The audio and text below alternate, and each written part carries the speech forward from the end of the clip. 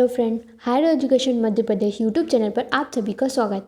इस वीडियो के अंतर्गत आपको BA, BSc, BCom vocational course व्यक्तित्व विकास के क्वेश्चन आंसर के बारे में बताया गया है। इसके अंतर्गत आपकी इकाई पहली है व्यक्तित्व, सफलता और असफलताओं का सामना करना। इसका पहला क्वेश्चन है, व्यक्तित्व से आप क्या समझते हैं, समझाइए। अथवा व्यक्तित्व की अवधारणा स्पष्ट कीजिए। इसकी कोई दो उपयुक्त परिभाषा लिखिए। ये मोस्ट इम्पोर्टेंट क्वेश्चन है, उसको आप ध्यान से ज़रूर पढ़िएगा। आप वीडियो को रोककर इन सभी को एक बार पढ़ लीजिएगा। व्यक्तित्व का अर्थ, इसके बारे में यहाँ पे आपको बताया गया है कि व्यक्तित्व का क्या अर्थ है। इसमें पहला है पाश्चात्य दृष्टिकोण। अंग्रेजी में व्यक्तित्व को पर्सनालिटी शब्द दिया गया है।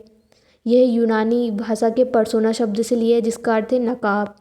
यहाँ पे आपको व्यक्तित्व के अलग अलग वैज्ञानिकों द्वारा उसकी परिभाषा यहाँ पे आपको दी गई है। भारतीय दृष्टिकोण में व्यक्तित्व क्या है उसके बारे में आपको बताया गया है। 3 गुण बताएं, इसमें सतोगुण, रजोगुण और तमोगुण। इसके बाद में व्यक्तित्व की परिभाषा समाजशास्त्री दृष्टिकोण के आधार पर, दार्शनिक दृष्टिकोण के आधार पर और मनोवैज्ञानिक दृष्टिकोण के आधार पर। इसके बाद में आता है क्वेश्चन नंबर 2, व्यक्तित्व कितने प्रकार का होता है, समझाइए। अथवा व्यक्तित्व के विभिन्न प्रकारों का संक्षेप में वर्णन कीजिए। अथवा अंतर्मुखी तथा बहिर्मुखी व्यक्तित्व से आप क्या समझते हैं, समझाइए। व्यक्तित्व के प्रकार, यहाँ पर आपको व्यक्तित्व के प्रकार, इसमें पहला है शरीर रचना। इसके अंतर्गत पहला है शक्तिहीन, दूसरा है खिलाड़ी, तीसरा है नाटकत वाला, दूसरा है समाजशास्त्री आधार पर। इसके अंतर्गत आपका पहला है सैद्धांतिक, दूसरा है आर्थिक, तीसरा है सामाजिक, चौथा है राजनीतिक, पांचवा है धार्मिक, छठा है कलात्मक। इसके बाद में आता है आपका मनोवैज्ञानिक प्रकार। मनोवैज्ञानिक प्रकार में 2 प्रकार है। पहला है अंतर्मुखी व्यक्तित्व, इसके बारे में आपको बताया गया है। दूसरा है बहिर्मुखी व्यक्तित्व, उसके बारे में बताया है। क्वेश्चन नंबर 3, संतुलित व्यक्तित्व की विशेषताओं का वर्णन कीजिए। इसका उत्तर है संतुलित व्यक्तित्व की विशेषताएं। इसमें पहली विशेषता है आत्मचेतना, यह एक प्रमुख विशेषता है। दूसरी है सामाजिकता, व्यक्तित्व की दूसरी विशेषता है। तीसरा है एकता एवं एकीकरण, एकता और एकीकरण भी महत्वपूर्ण विशेषता है।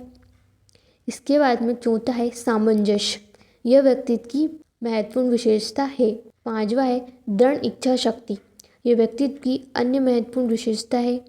छठा है निर्दिष्ट लक्ष्य की ओर, प्राप्ति की ओर अग्रसर, इन सभी के बारे में आपको यहाँ पे बताया गया है। सातवां है शारीरिक एवं मानसिक स्वास्थ्य। आठवां है विकास की निरंतरता। इन सभी को आप एक बार वीडियो को रोककर पढ़ लीजिएगा। इसके बाद में आपको चौथा क्वेश्चन है व्यक्तित्व को प्रभावित करने वाले तत्वों का वर्णन कीजिए। अथवा उन तत्वों का उल्लेख कीजिए जिनका व्यक्तित्व निर्माण पर प्रत्यक्ष या परोक्ष प्रभाव पड़ता है। तो उसका उत्तर है शरीर को व्यक्तित्व को प्रभावित करने वाले तत्व।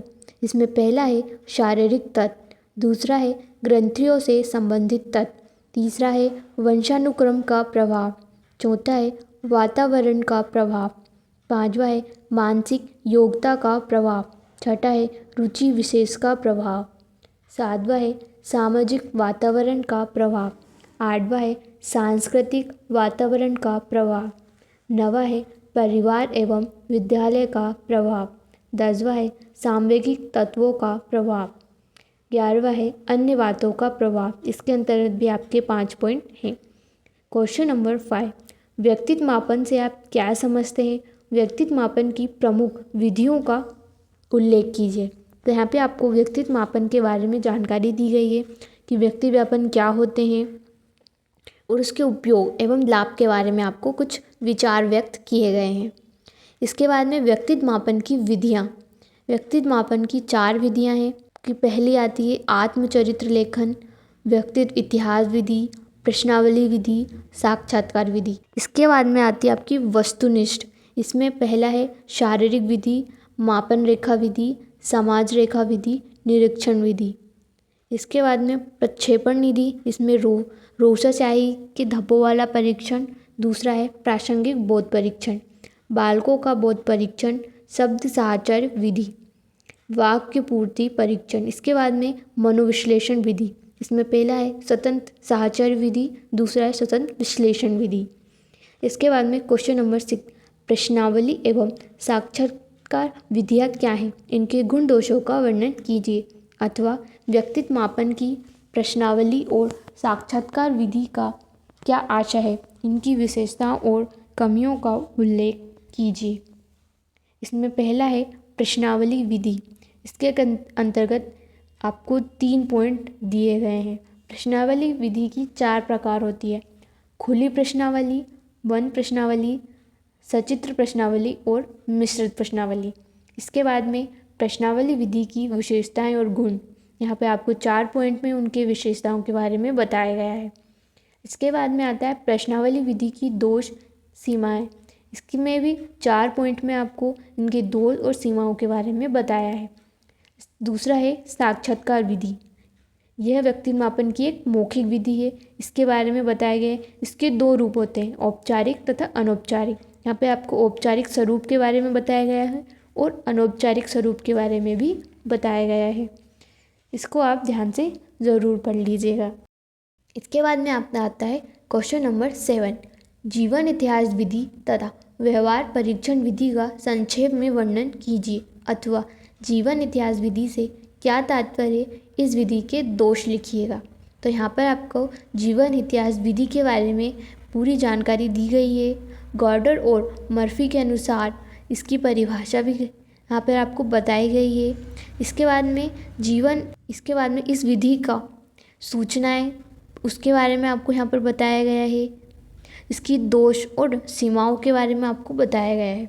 दूसरा है व्यवहार परीक्षण विधि। इसके बारे में आपको बताया गया है कि व्यवहार परीक्षण विधि क्या होती है, कैसे होती है, इस सभी की जानकारी दी गई है। क्वेश्चन नंबर 8, व्यक्तित्व मापन की निम्न विधियों के संबंध में संक्षेप में अपने विचार कीजिए।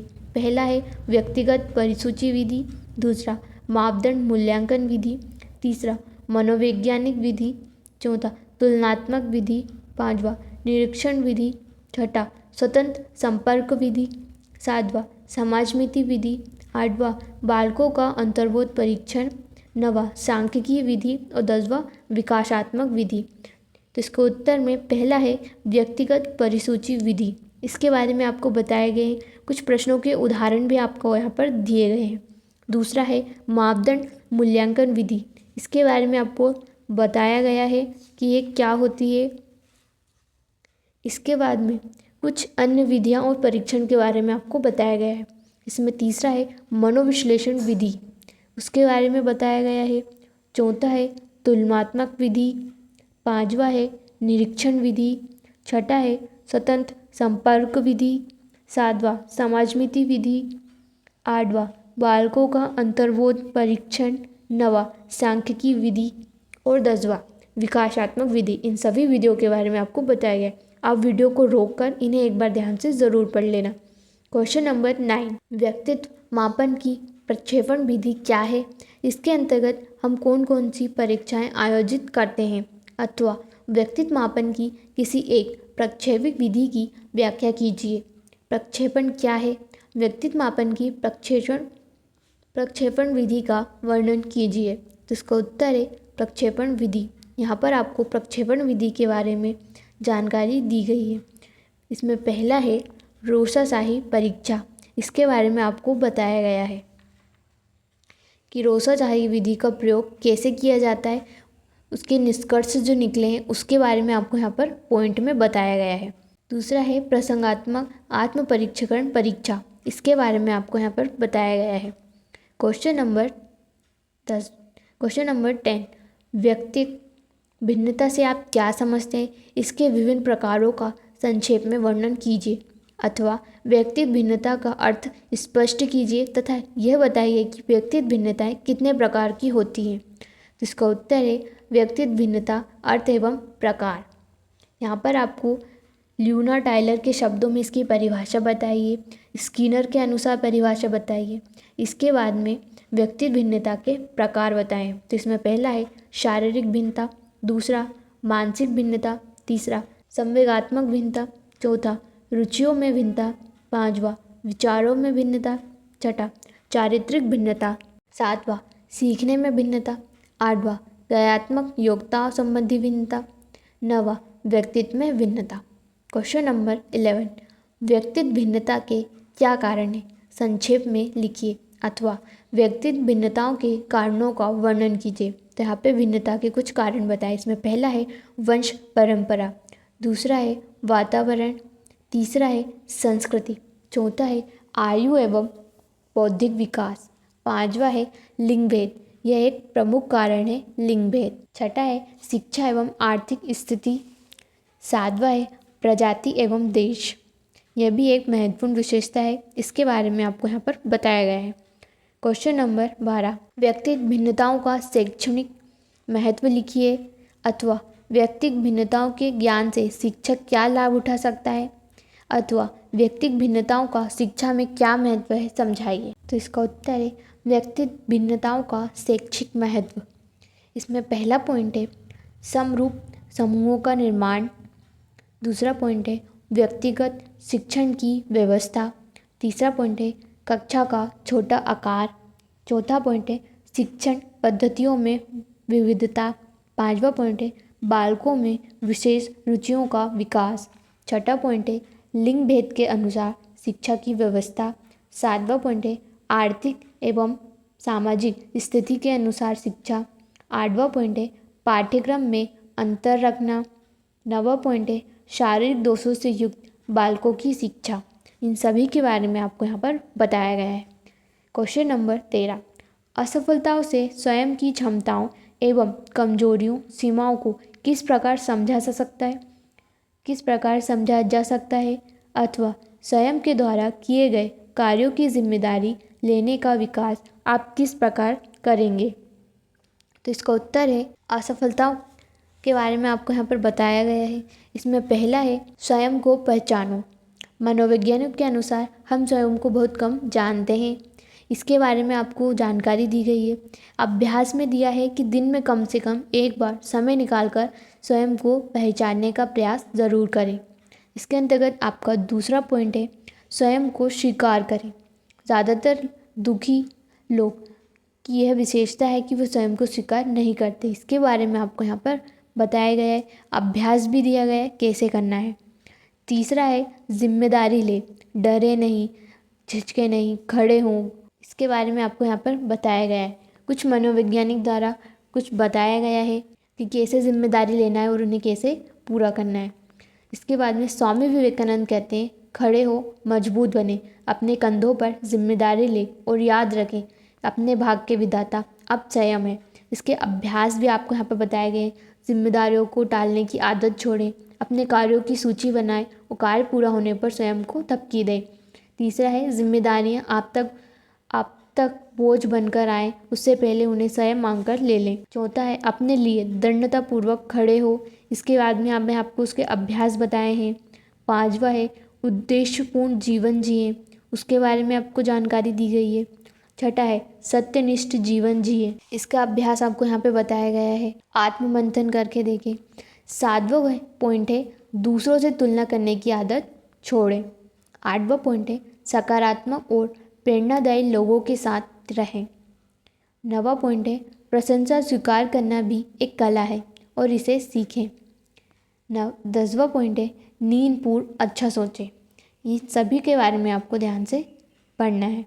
क्वेश्चन नंबर 14 आत्मसम्मान से क्या आशय है, इसका स्वरूप स्पष्ट कीजिए।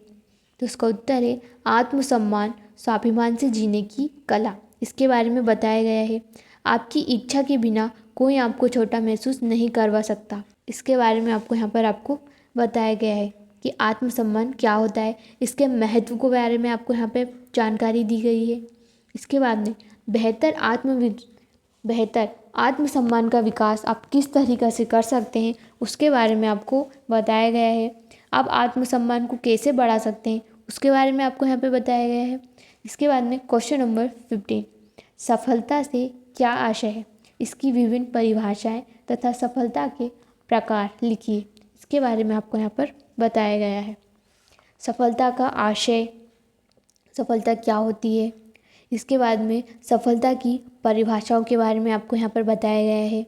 यहाँ पे आपको 10 परिभाषा उसकी दी गई है। इसके बाद में सफलता की और 10 परिभाषा आपको दी गई है यहाँ पर। इसके बाद में सफलता का स्वरूप अथवा प्रकार क्या होते हैं इसके बारे में बताया गया है। पहला है आपकी सफलता, दूसरा है आपके परिवार की सफलता।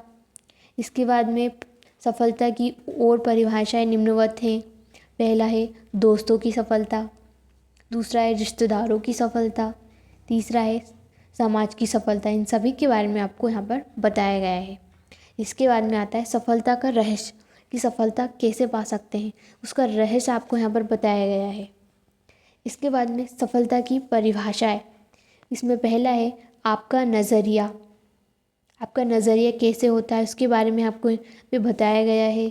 उसके कुछ उदाहरण दिए गए हैं, कुछ मज़दूरों द्वारा उनके नज़रिए पर, उनके परिणामों द्वारा उनके नज़रिए पर गौर करेंगे। उसके बारे में यहाँ पे आपको बताया गया है। पहला मज़दूर क्या सोचता है, दूसरा मज़दूर क्या सोचता है और तीसरा मज़दूर क्या सोचता है, इन सभी के बारे में आपको यहाँ पर बताया गया है। आपकी इच्छा, आपकी इच्छा के बारे में बताया गया है। आपका जुनून कैसा होना चाहिए उसके बारे में यहाँ पे आपको बताया है। आपका संयम, सफलता की सबसे बड़ी विशेषता है संयम, इसके बारे में आपको बताया गया है। विफलता लक्ष्य की प्राप्ति न होने की स्थिति है।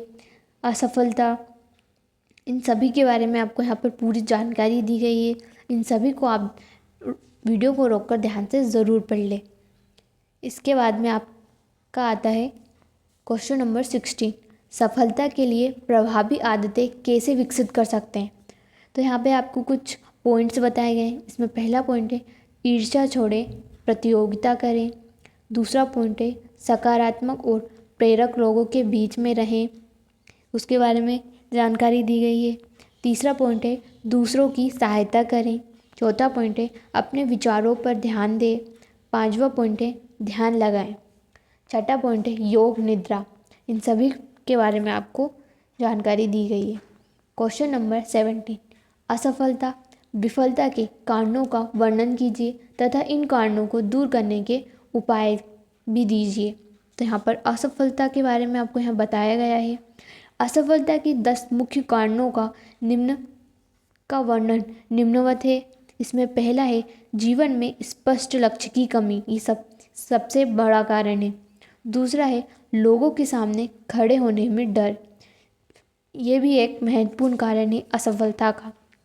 तीसरा है जीवन में विनम्रता की कमी। चौथा पॉइंट है लोगों के साथ जुड़ने में असमर्थ।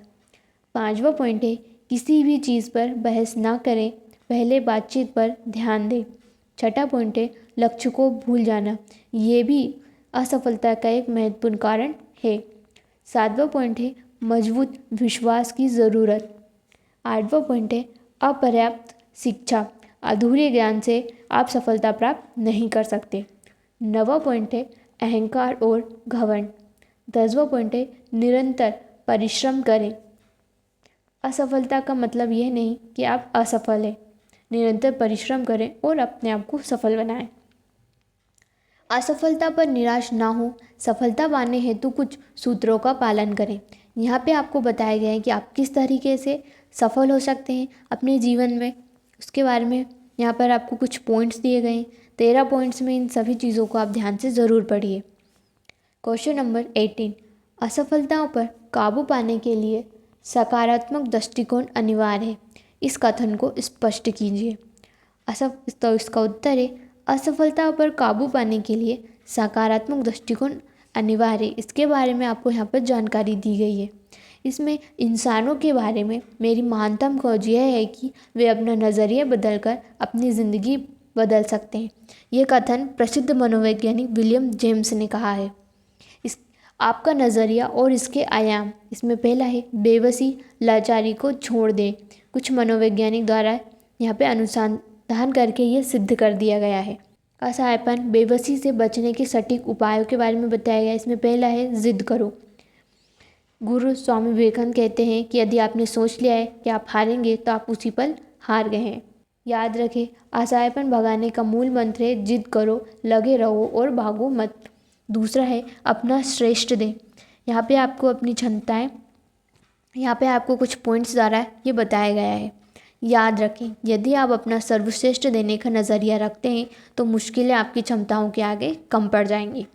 19वां क्वेश्चन है, सोचने की गलतियाँ किस प्रकार विकास को प्रभावित करती है, समझाइए। इसका उत्तर है, सोचने की 4 बड़ी गलतियाँ कभी ना करें। इसमें पहला पॉइंट है गलत विचार को चुनना। याद रखें, हमेशा प्रगतिशील और सकारात्मक विचारों का चयन करना चाहिए। दूसरा पॉइंट है गलत अर्थ निकालना, इसके बारे में आपको बताया गया है। तीसरा है बुरी बातों को बढ़ा चढ़ाकर सोचना। चौथा पॉइंट है बात ज़्यादा खींचने की गलती, ये कभी नहीं करनी चाहिए। क्वेश्चन नंबर 20, एटीट्यूड रवैया क्या है, समझाइए, अथवा एटीट्यूड रवैया पर एक लेख लिखिए। तो इसका उत्तर है एटीट्यूड पर रखे नज़र।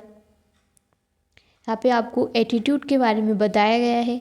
एटीट्यूड की बनावट के बारे में गया है। इसमें 3 तत्व हैं। पहला है भावात्मक तत्व, दूसरा है सूचनात्मक तत्व, तीसरा है व्यवहारात्मक तत्व। एटीट्यूड क्यों महत्वपूर्ण है, इसके बारे में आपको यहाँ पर बताया गया है।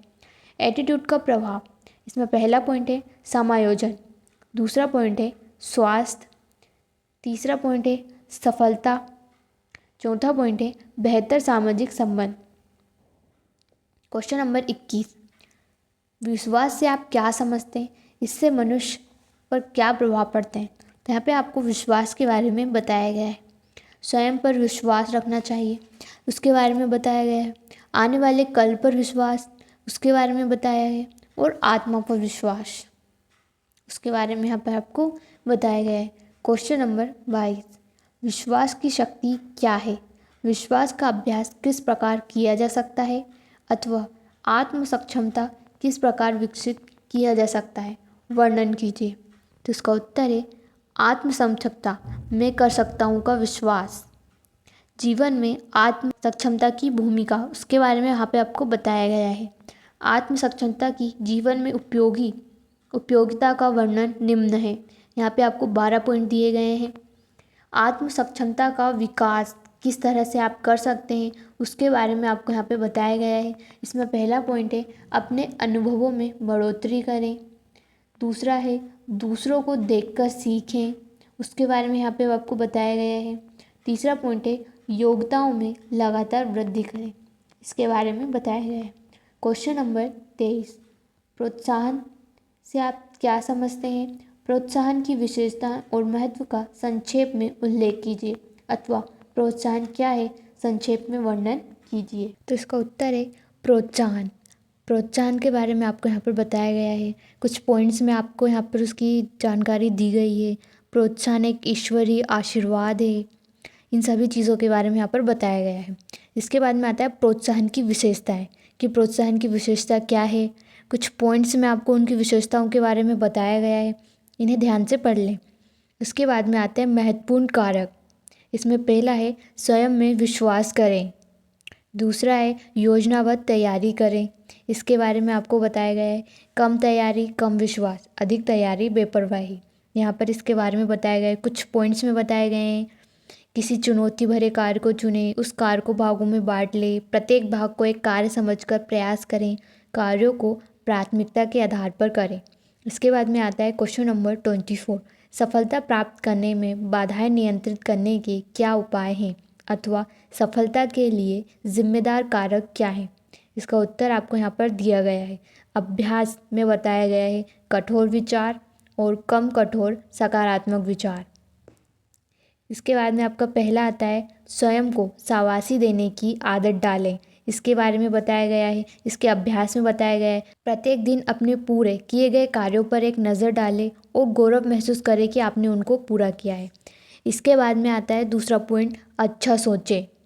तीसरा पॉइंट है अपने लिए स्वयं निकालें, अपनी शौक़ को पूरा करें, इसके बारे में बताया गया है। चौथा पॉइंट है व्यायाम करें, सभी को व्यायाम करना चाहिए, इससे शारीरिक व मानसिक स्वास्थ्य पर गहरा असर पड़ता है, इसके बारे में बताया गया है। पांचवा है सक्रिय जीवन जिए, जीवन के मैदान में दर्शक नहीं खिलाड़ी बने। छठा पॉइंट है आशावान बने। इसके बाद में आता है मैं नहीं चाहता कि भारत आर्थिक रूप से एक महाशक्ति बने, मैं चाहता हूँ कि भारत एक खुश देश बने, ये कथन जे.आर.डी. टाटा ने कहा है। इसके बाद में आता है क्वेश्चन नंबर 25, खुशी प्राप्त करने हेतु कुछ सुझाव दीजिए, अथवा खुशी प्राप्त करने के मूल मंत्र क्या हैं। तो इसका उत्तर है खुशी प्राप्त करने के मंत्र। इसके अंतर्गत आपका पहला पॉइंट है कृतज्ञता, धन्यवाद करें दिल से। दूसरा पॉइंट है रिश्तों में निवेश करें। तीसरा पॉइंट है स्वयं में निवेश करें। चौथा पॉइंट है परोपकारी बने। पांचवा पॉइंट है माफ़ करें। छठा पॉइंट है आज को जियो। सातवां पॉइंट है आस्थावान बने। आठवां पॉइंट है अपनी विशेषताओं को गिने। नौवां पॉइंट है हंसें और हंसाएं। 10वां पॉइंट है आशावान बने। क्वेश्चन नंबर 26, सशक्त व्यक्तित्व से आप क्या समझते हैं, वर्णन कीजिए, अथवा सशक्त व्यक्तित्व की उपयोगिताएं लिखिए। इसका उत्तर है सशक्त व्यक्तित्व हार्डी पर्सनैलिटीज़। इसने बताया है कि सशक्त व्यक्तित्व में तनाव में बेहतर प्रदर्शन करते हैं। तनाव उनके लिए अभिशाप नहीं वरदान सिद्ध होता है। इन सभी चीज़ों के बारे में आपको यहाँ बताया गया है। इसके बाद में आता है सशक्त व्यक्तित्व के अर्थ। यहाँ पर कुछ पॉइंट्स में आपको सशक्त व्यक्तित्व का अर्थ समझाया गया है। इसके बाद में आता है सशक्त व्यक्तित्व की संरचना। तो ये 3C से बनता है। पहला है कमिटमेंट, प्रतिबद्धता। दूसरा है चैलेंज, चुनौती। तीसरा है कंट्रोल, नियंत्रण। इसके बाद में आपको कमिटमेंट, प्रतिबद्धता के बारे में डिटेल में यहाँ पे आपको बताया गया है। इसके बाद में आता है कंट्रोल, नियंत्रण। ये सशक्त व्यक्तित्व की दूसरी मुख्य विशेषता है। इसके बारे में आपको यहाँ पर बताया गया है। फिर आता है चैलेंज, चुनौती। जीवन के तनाव, समस्याएं, बाधाएं आपको किस तरह प्रभावित करती हैं, इस सभी के बारे में बताया गया है। इसके बाद में आता है सशक्त व्यक्तित्व की विशेषताएं। यहाँ पर आपको सशक्त व्यक्तित्व की विशेषता बनाई गई है। कुछ पॉइंट्स यहाँ पर आपको दिए गए। इन पॉइंट्स को आपको ध्यान से ज़रूर पढ़ना है। आप इन पॉइंट को वीडियो को रोककर ध्यान से पढ़ ले। इसके बाद में आता है आपका बच्चों को सशक्त व्यक्तित्व कैसे दें, कि आप एक बच्चे को सशक्त व्यक्तित्व कैसे दे सकते हैं। प्रसिद्ध मनोवैज्ञानिक सेलिग्मैन ने अपनी प्रसिद्ध पुस्तक द ऑप्टिमिस्ट चाइल्ड में बच्चों के बारे में बताया गया है। इसके बाद में कुछ पॉइंट्स हैं जो टिप्स दी गई हैं मनोवैज्ञानिक द्वारा। इसके बाद में आता है क्वेश्चन नंबर 27, लक्ष्य की परिभाषा दीजिए। लक्ष्य निर्धारण की प्रक्रिया का वर्णन कीजिए, अथवा निम्नलिखित पर संक्षिप्त टिप्पणी लिखिए। लक्ष्य प्राप्ति की प्रेरणा। दूसरा है लक्ष्य निर्धारण। उत्तर है लक्ष्य की परिभाषा एवं अर्थ। यहाँ पर आपकी कुछ परिभाषा दी गई है। पहला है कुंटज एंड डोनेल द्वारा। दूसरा है लुई ए एलन द्वारा। इसके बाद में लक्ष्य निर्धारण की प्रक्रिया के बारे में बताया गया है कि निम्न प्रकार से हैं। पहला है प्रेरणा। प्रेरणा प्रमुख स्रोत है। दूसरा पॉइंट है लक्ष्यों का निर्धारण। कुछ पॉइंट्स यहाँ पर दिए गए हैं जिससे लक्ष्य निर्धारण हो सकता है। लक्ष्य निर्धारण के प्रकार बताए गए हैं। पहला है संगठन के उद्देश्यों का निर्धारण। दूसरा है समयानुसार उद्देश्यों का निर्धारण। तीसरा है उद्देश्यों का विभाजन। चौथा है सामयिक गोष्ठियाँ। इसके बाद में आपका है तीसरा पॉइंट चुनौतियाँ। चुनौतियों के अंतर्गत 2 प्रकार की चुनौतियाँ होती हैं, आंतरिक एवं बाह्य चुनौतियाँ। यहाँ पर आपको आंतरिक चुनौतियों के बारे में बताया गया है कि ये क्या होती हैं। इसके बाद में बाह्य चुनौतियों के बारे में बताया गया है। बाह्य चुनौतियों में भी कुछ पॉइंट्स दिए गए। पहला है बाजार स्थायित्व। दूसरा है प्रतियोगिता। तीसरा है तकनीकी जोखिम। चौथा है नियमन एवं नियंत्रण। पांचवा है मांग अध्ययन। छठा है लागत, मूल्य तथा लाभ का अध्ययन। इसके बाद में चौथा पॉइंट आता है समाधान। समाधान के अंतर्गत आपको निम्न पॉइंट दिए गए हैं। पहला है सुविचारित कार्यक्रम। इसके अंतर्गत भी आपको 5 पॉइंट दिए गए हैं। पहला है उधार। दूसरा है कच्चा माल। तीसरा है श्रम। चौथा है अधोसंरचना। पांचवा है तकनीक। छठा है मशीन तथा उपकरण। इसके बाद में इसका दूसरा पॉइंट है उत्पाद नियोजन। इसके अंतर्गत भी आपको 4 पॉइंट दिए गए हैं। इसके बाद में आता है पांचवा सृजनात्मकता। इसके अंतर्गत आपको 2 पॉइंट दिए गए हैं, व्यावसायिक योजना और विकास। इन सभी को आप ध्यान से पढ़ लीजिए। क्वेश्चन नंबर 28, लक्ष्य उद्देश्य द्वारा प्रबंध की परिभाषा दीजिए तथा इसके आवश्यक अंगों को समझाइए। उद्देश्य द्वारा प्रबंध के मूलाधार सफलता के घटकों को समझाइए, अथवा लक्ष्य उद्देश्य द्वारा प्रबंध से क्या आशय है, इसकी विशेषताओं का वर्णन कीजिए। तो इसका उत्तर है लक्ष्य प्रबंधन, गोल मैनेजमेंट। इसके बारे में आपको बताया गया है कि ये क्या होता है। इसकी परिभाषा दी गई है। इसकी पहली परिभाषा दी गई है पीटर एफ ड्रकर के अनुसार। दूसरी परिभाषा टोसी एवं फेयोल के अनुसार। इसके बाद में आता है लक्ष्यों द्वारा प्रबंधन के उद्देश्य। यहाँ पे आपको 9 पॉइंट में उसकी तकनीक के प्रमुख उद्देश्यों के बारे में बताया गया है।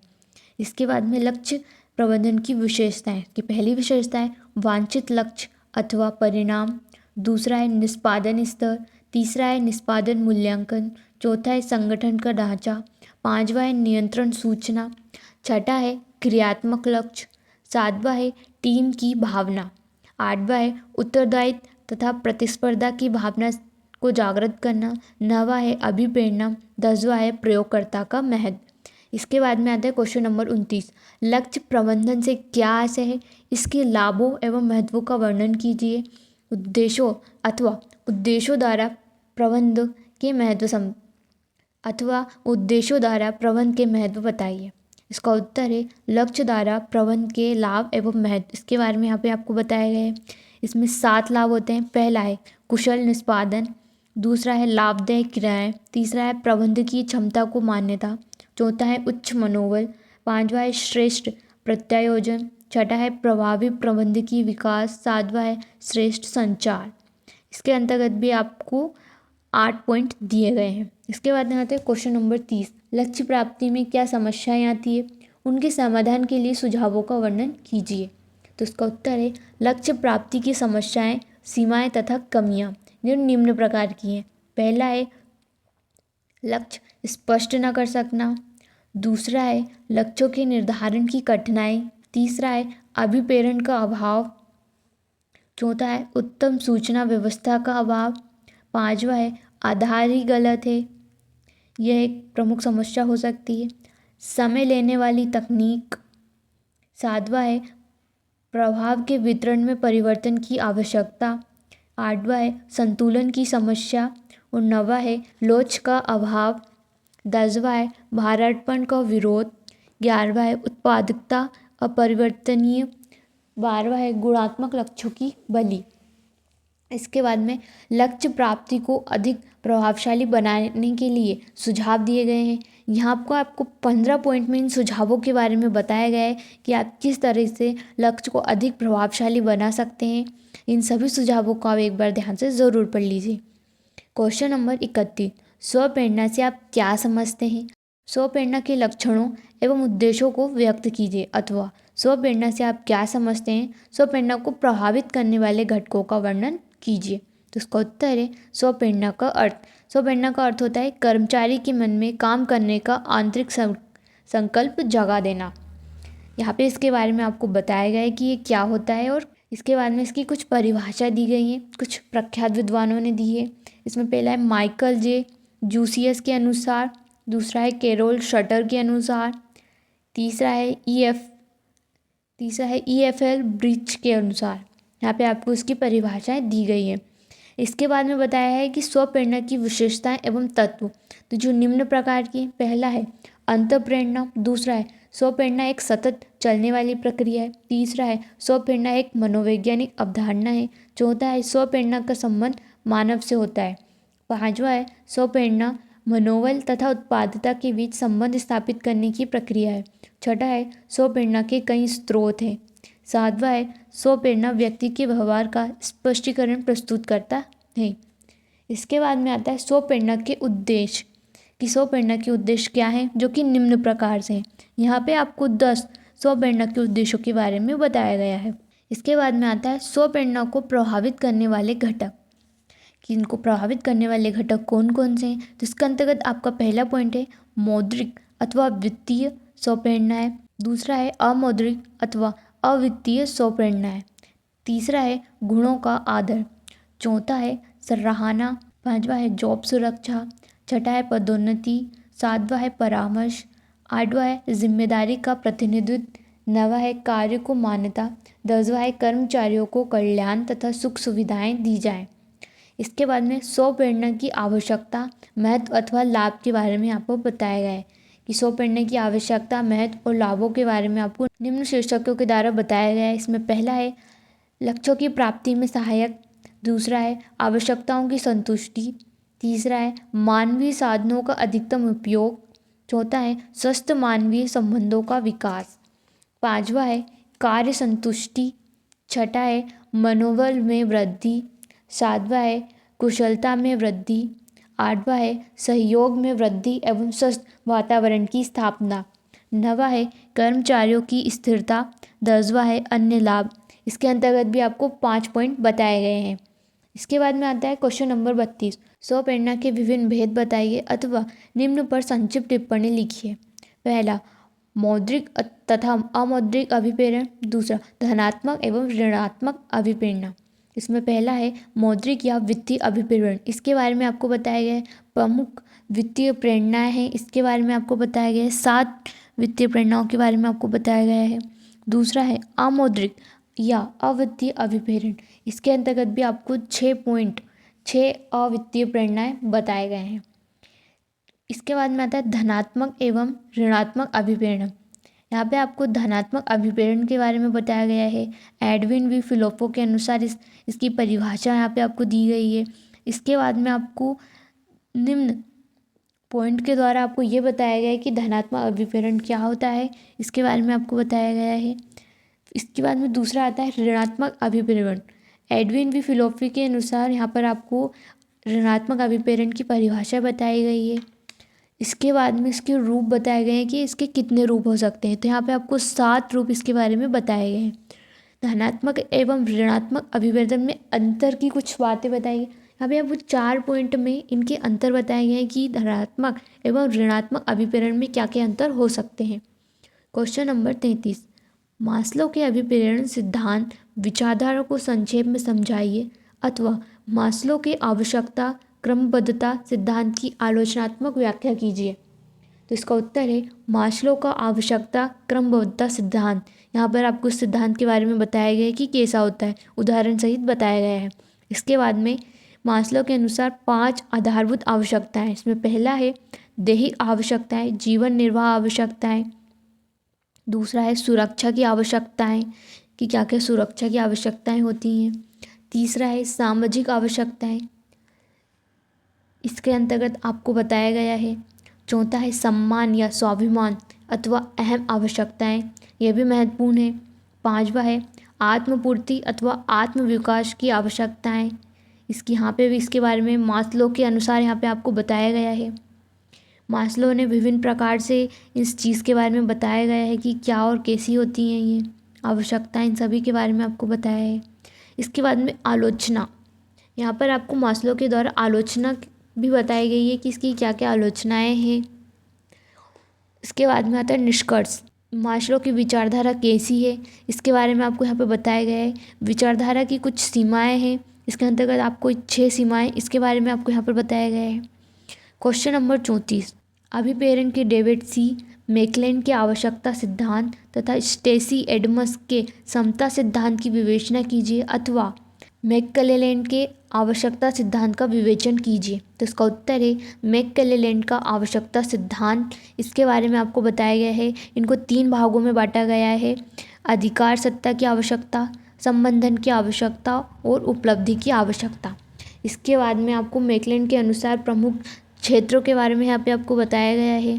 उनके सहयोगियों के विभिन्न अनुसंधान द्वारा निष्कर्ष वो बताए गए हैं। आपको यहाँ पर क्या क्या इसके निष्कर्ष निकाले गए हैं वो सभी आपको यहाँ पर जानकारी दी गई है। इसके बाद में स्टेसी एडमन का समता सिद्धांत, अभिप्रेरणा की साम्यवत्ता के सिद्धांत का प्रविवर्तन यूएसए के जेम्स आदम ने किया था। इसके बारे में आपको पूरी डिटेल में आपको बताया गया है। इन सदस्यों के गुण आते जैसे शिक्षा, ज्ञान, अनुभव, वरिष्ठता, कुशलता, प्रयास, इन सभी चीज़ों के बारे में आपको यहाँ पर बताया गया। इन सभी को आप वीडियो को रोककर एक बार ध्यान से ज़रूर पढ़ लीजिएगा। इसके बाद में आता है असंतुलन को कम करने के सुझाव। इसमें पहला है आदानों में परिवर्तन, दूसरा है प्रदानों में परिवर्तन, तीसरा है क्षेत्र को छोड़ना, चौथा है दूसरों के आदानों प्रदानों में परिवर्तन, पांचवा है तुलनात्मक उद्देश्यों को बदलना। इन सभी के बारे में आपको यहाँ पे बताया गया है। असमानता को दूर करने के अनेक मार्ग हैं। यदि मनुष्य चाहे तो वो सब कुछ करने में सफल हो सकता है। इन सभी चीज़ों के बारे में आपको यहाँ पे बताया गया है। Question number 35। स्मार्ट लक्ष्य निर्धारण क्या है? स्पेसिफिक, मापन योग, प्राप्ति योग, वास्तविक, समयाबद्ध स्मार्ट लक्ष्य की व्याख्या कीजिए अथवा स्मार्ट गोल लक्ष्य से आप क्या से क्या आशय है, इसकी विशेषताएं अथवा महत्व लिखिए। यहाँ पे आपको गोल अथवा लक्ष्य के बारे में बताया गया है कि लक्ष्य कैसे होते हैं। स्मार्ट लक्ष्य की विशेषताओं के बारे में बताया गया है। पहला है स्मार्ट लक्ष्य विशिष्ट होता है। इसके अंतर्गत आपकी 5 पॉइंट है, कौन, क्या, कहाँ, कब और क्यों। इसके बाद में आता है दूसरा पॉइंट, स्मार्ट गोल मापने योग्य होता है। इसके अंतर्गत भी आपको 3 पॉइंट है, मेरा लक्ष्य कितना है, दूसरा है मुझे कैसे पता चला कि मैं अपने लक्ष्य तक पहुंच गया हूं, तीसरा है मेरी प्रगति का सूचक क्या है। इसके बाद में आता है तीसरा पॉइंट, स्मार्ट गोल प्राप्त करने योग्य। इसके अंतर्गत भी आपके कुछ पॉइंट्स दिए गए हैं, 2 पॉइंट्स दिए गए हैं। इसके अंतर्गत भी आपको 2 पॉइंट्स दिए गए हैं। पहला है क्या मेरे लक्ष्य प्राप्त करने के लिए संसाधन और क्षमताएं हैं, यदि नहीं तो मुझे क्या याद आ रहा है। दूसरा है क्या दूसरों ने इसे सफलतापूर्वक किया है। चौथा पॉइंट है स्मार्ट गोल यथार्थवादी होता है। इसके अंतर्गत भी 3 पॉइंट है, क्या लक्ष्य यथार्थवादी और पहुंच के भीतर है, क्या लक्ष्य समय और संसाधनों को देखते हुए उपलब्ध है, क्या लक्ष्य प्राप्त करने के लिए प्रतिबद्ध है। इसके बाद में 5वां पॉइंट, स्मार्ट गोल समय पर। इसमें भी आपको पहला पॉइंट है क्या मेरे लक्ष्य की एक सीमा है। दूसरा पॉइंट है आप अपने लक्ष्य को कब तक प्राप्त करना चाहते हैं। इसके बाद में उदाहरण के लिए उपरोक्त लक्ष्य के निर्माण 1 जुलाई को करता हूँ। इस सभी चीज़ों के बारे में आपको बताया गया है। स्मार्ट गोल का महत्व, ये कितना महत्वपूर्ण है, इसके बारे में आपको बताया गया है। क्वेश्चन नंबर 36, आत्मविश्वास का विकास से क्या तात्पर्य है, स्पष्ट कीजिए अथवा क्षमता का संक्षिप्त टिप्पणी लिखिए। तो इसका उत्तर है क्षमता एवं आत्मविकास। इसके बाद में SWOT का तात्पर्य 4 अक्षरों से मिलकर बना है। S मतलब स्ट्रेंथ शक्तियाँ, W वीकनेस कमजोरियाँ, O अपॉर्चुनिटीज़ अवसर और T ट्रेड्स भापियाँ चुनौतियाँ। इन सभी चीज़ों के बारे में आपको यहाँ पर बताया गया है। इन सभी यहाँ पे आपका ये इकाई 1 समाप्त होती है। ये है पार्ट 2। इकाई 2 समय और तनाव प्रबंधन और रोजगार परकता लब्धि। इसका पहला क्वेश्चन है समय प्रबंधन से क्या आशय है। तो यहाँ पर उसका उत्तर दिया गया है समय बहुत मूल्यवान है। यहाँ पर समय प्रबंधन के बारे में आपको बहुत सारी जानकारी दी गई है। इसका सेकंड क्वेश्चन है जीवन में समय प्रबंधन का क्या महत्व है। इसका उत्तर है समय प्रबंधन का महत्व। यहाँ पर आपको समय प्रबंधन के महत्व के बारे में बताया गया है। सफलता समय प्लस प्रयास प्लस संसाधन। इसके बाद में सुसंगठित व सार्थक व्यक्तित्व के बारे में आपको यहाँ बताया गया है। यह आत्मसंयम का सूत्र है। समय में धार में सब बह जाया करते हैं, समय की पहचानने वाले ही इतिहास बनाया करते हैं। इसका तीसरा क्वेश्चन है सफल जीवन कैसे जिया जा सकता है। तो यहाँ पर सफल जीवन के बारे में बताया गया है। व्यक्ति का जीवन बहुत बहुआयामी होता है। सफल जीवन के बारे में आपको यहाँ बताया है। क्वेश्चन नंबर 4, समय प्रबंधन का प्रथम सूत्र क्या है अथवा समय प्रबंधन और लक्ष्य निर्माण का क्या संबंध है। तो यहाँ पर आपको लक्ष्य निर्माण के बारे में बताया गया है। समय प्रबंधन का रहस्यमय व प्रथम सूत्र है लक्ष्य निर्माण। क्वेश्चन नंबर 5 है समय प्रबंधन और प्राथमिकताओं के निर्धारण से आप क्या समझते हैं। तो यहाँ पर आपको प्राथमिकताओं के निर्धारण के बारे में बताया गया है कि प्राथमिकताओं का निर्धारण क्या होता है। यह समय प्रबंधन का दूसरा सूत्र है, इसके बारे में बताया गया है। इसके बाद में आता है आपका क्वेश्चन नंबर 6, समय विश्लेषण से आप क्या समझते हैं। तो यहाँ पर आपको समय विश्लेषण के बारे में बताया गया है। समय प्रबंधन का तीसरा सूत्र है समय का विश्लेषण करना। क्वेश्चन नंबर 7 है कार्य विभाजन और निरीक्षण से आप क्या समझते हैं अथवा क्या कार्य विभाजन जादुई चिराग है, कैसे। तो इसका उत्तर है कार्य विभाजन और निरीक्षण यह एक चमत्कारिक शक्ति है। इसके बारे में आपको यहाँ पर जानकारी दी गई है।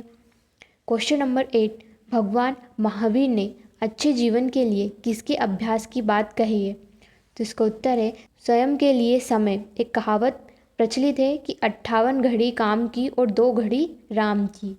यहाँ पर इसके बारे में आपको बताया गया है। मनोबल, एकाग्रता, आत्मविश्वास, मानसिक शांति, सभी चीज़ों के बारे में आपको यहाँ पर बताया गया है। क्वेश्चन नंबर 9 है तनाव से आप क्या समझते हैं। तनाव के कारण और लक्षणों को संक्षेप में लिखिए। तो इसका उत्तर है तनाव के बारे में यहाँ पे आपको बताया गया है। तनाव क्या और क्यों, इसके बारे में आपको यहाँ पर बताया गया है। तनाव के कारणों के बारे में यहाँ पे आपको बताया गया है। पॉइंट वाइज आपके पूरे कारण यहाँ पे बताए गए हैं। तनाव के लक्षण के बारे में बताया गया है। इसमें पहले लक्षण में है शारीरिक लक्षण, कौन कौन से शारीरिक लक्षण है। इसके बाद में मानसिक व भावनात्मक लक्षणों के बारे में आपको यहाँ पर जानकारी दी गई है। इसके बाद में व्यवहारिक लक्षणों के बारे में यहाँ पे आपको बताया गया है। इसके बाद में आता है आपको क्वेश्चन नंबर 10, तनाव कितने प्रकार का होता है, इसके दुष्परिणाम लिखिए। तो यहाँ पे आपको तनाव के प्रकार के बारे में बताया गया है। तनाव को 3 भागों में बांटा गया है, शारीरिक, मानसिक एवं भावात्मक। ये तीनों प्रकारों के बारे में आपको बताया गया है।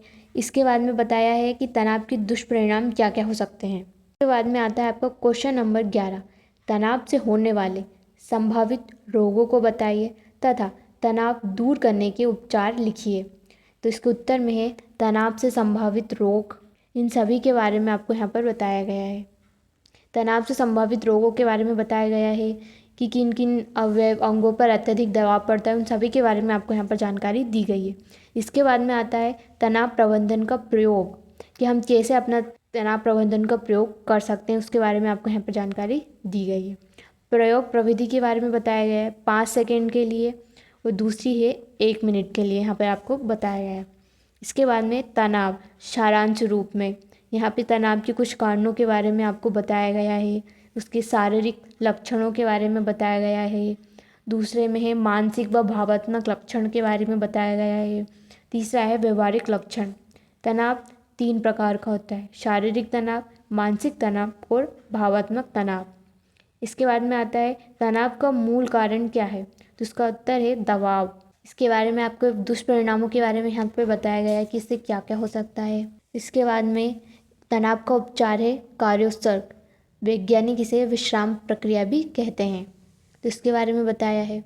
क्वेश्चन नंबर 12 है, अनुशासन से आप क्या समझते हैं, स्वयं के विकास हेतु अनुशासन के महत्व का विवेचन कीजिए अथवा निम्न पर संक्षिप्त टिप्पणी लिखिए। समय निश्चय, स्थान निश्चय और बजट निश्चय। इसमें पहला है अनुशासन। अनुशासन बताया गया है, समय ही जीवन है, समय का सदुपयोग करना चाहिए, इन सभी के बारे में आपको बताया गया है। सीक्रेट ऑफ डिसिप्लिन के बारे में आपको यहाँ पर बताया गया है।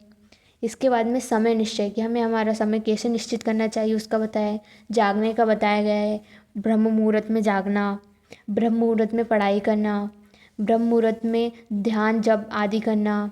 उसके बाद में दिन और रात के 24 घंटों में से 8 घंटे सोने के लिए, 8 घंटे पढ़ाई के लिए और शेष 8 घंटे शरीर की सेवा और परिवार की सेवा के लिए बताया गया है। ब्रह्म मुहूर्त में जागने का बहुत महत्व बताया गया है आपको यहाँ पर। विद्यार्थियों को सबसे बड़ा शत्रु है आलस्य, इन सभी चीज़ों के बारे में आपको बताया गया है। इसके बाद में आता है आपका स्थान निश्चय, प्रत्येक वस्तु का अपना एक स्थान निश्चित होना चाहिए, उसके बारे में बताया गया है। इसके बाद में आता है बजट निश्चित, कि आपको अपना बजट किस तरीके से निश्चित करना चाहिए। अपने माता पिता की आर्थिक स्थिति को ध्यान में रखना विद्यार्थी का परम धर्म है, इन सभी चीज़ों के बारे में आपको बताया गया है। इसके बाद में आता है आपका क्वेश्चन नंबर 13, शांति जीवन में क्यों उपयोगी है, इस कला के विकास के लिए कुछ उपाय सुझाइए अथवा अंतः शांति के प्रमुख तत्वों का उल्लेख कीजिए अथवा बाह्य शांति के प्रमुख तत्वों का संक्षेप में वर्णन कीजिए। अंतः शांति बताया गया है, निष्ठा का दूसरा अनिवार्य अंग है अंतः शांति, इसके बारे में आपको बताया गया है। यहाँ पे आपको 7 पॉइंट दिए गए हैं, उन सभी पॉइंट में आपको यहाँ पे उसका संक्षेप में वर्णन किया गया है। इसके बाद में आता है बाह्य शांति। निष्ठा का तीसरा अंग होता है बाह्य शांति, बाहर से भी अशांति ना हो। देश का अर्थ है द्वेष, यहाँ पे उसके बारे में बताया गया है। दुर्भावना को मैं मनुष्य तत्व का कलंक मानता हूँ, ये महात्मा गांधी ने कहा है। यहाँ पर आपके भक्त के सभी लक्षणों के बारे में बताया गया है। 6 पॉइंट में इन सभी के बारे में बताया गया है। दाता एक राम, भिखारी सारी दुनिया और मौन, silence is the best answer of the nonsense, ये सभी चीज़ों के बारे में बताया गया है। इसके बाद में आता है क्वेश्चन नंबर 14, ध्यान में आत्मिक आनंद का अनुभव होता है, इस कथन को स्पष्ट कीजिए अथवा एकाग्रता ध्यान का ही मिला जुला रूप है, इस कथन के संबंध में अपने विचार व्यक्त कीजिए अथवा ध्यान निर्विषयम मन हो स्पष्ट कीजिए। यहाँ पे आपको ध्यान के बारे में बताया गया है। एक शुद्ध मन में जो परमात्मा में स्थित है, उससे पवित्र कोई मंदिर नहीं। उस पवित्र देश में जिसमें परमात्मा में स्थित मन प्रवेश करता है, दूसरा कोई पवित्र स्थान नहीं है। इसके बारे में आपको यहाँ पर बताया गया है। 8 पॉइंट में इन सभी ध्यान के बारे में पॉइंट में आपको सभी जानकारी दी गई है। इसके बाद में आता है क्वेश्चन नंबर 15, आत्मनिरीक्षण क्या है तथा इसके क्या लाभ हैं। इसका उत्तर है समय प्रबंधन प्रायोगिक अभ्यास। समय प्रबंधन के सूत्रों सिद्धांतों के बारे में आपको यहाँ पे बताया गया है। इसके बाद में आता है आपका आत्मनिरीक्षण। आत्मनिरीक्षण के बारे में बताया है। फिर इसके बाद में प्रयोग प्रविधि के बारे में आपको बताया गया है। इसके बाद में आता है समय प्रबंधन सारांश रूप में। तो यहाँ पे आपका पहले पॉइंट में आपको बताया है समय प्रबंधन व्यक्तित्व विकास का एक महत्वपूर्ण सूत्र है। दूसरा है समय प्रबंधन के लिए कुछ सूत्र हैं, लक्ष्य निर्माण, प्राथमिकताओं का निर्माण, समय विश्लेषण और कार्य विभाजन। तीसरा पॉइंट है समय प्रबंधन का प्रायोगिक अभ्यास, आत्मनिरीक्षण।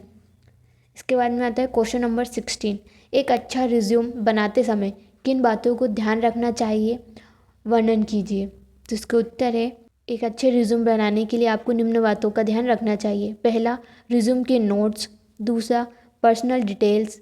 तीसरा, कैरियर का टारगेट। चौथा, एकेडमिक क्वालिफिकेशन। पांचवा, एक्स्ट्रा एक्टिविटीज़। छठा, वर्क एक्सपीरियंस। सातवां, बॉडी लैंग्वेज। आठवां, हमेशा मुस्कुराते रहें। और नौवां, अंत में कोई गलत जानकारी ना दें। Question number 17, group discussion GD क्या है, यह क्यों किया जाता है, इसके उद्देश्य एवं महत्व का वर्णन कीजिए।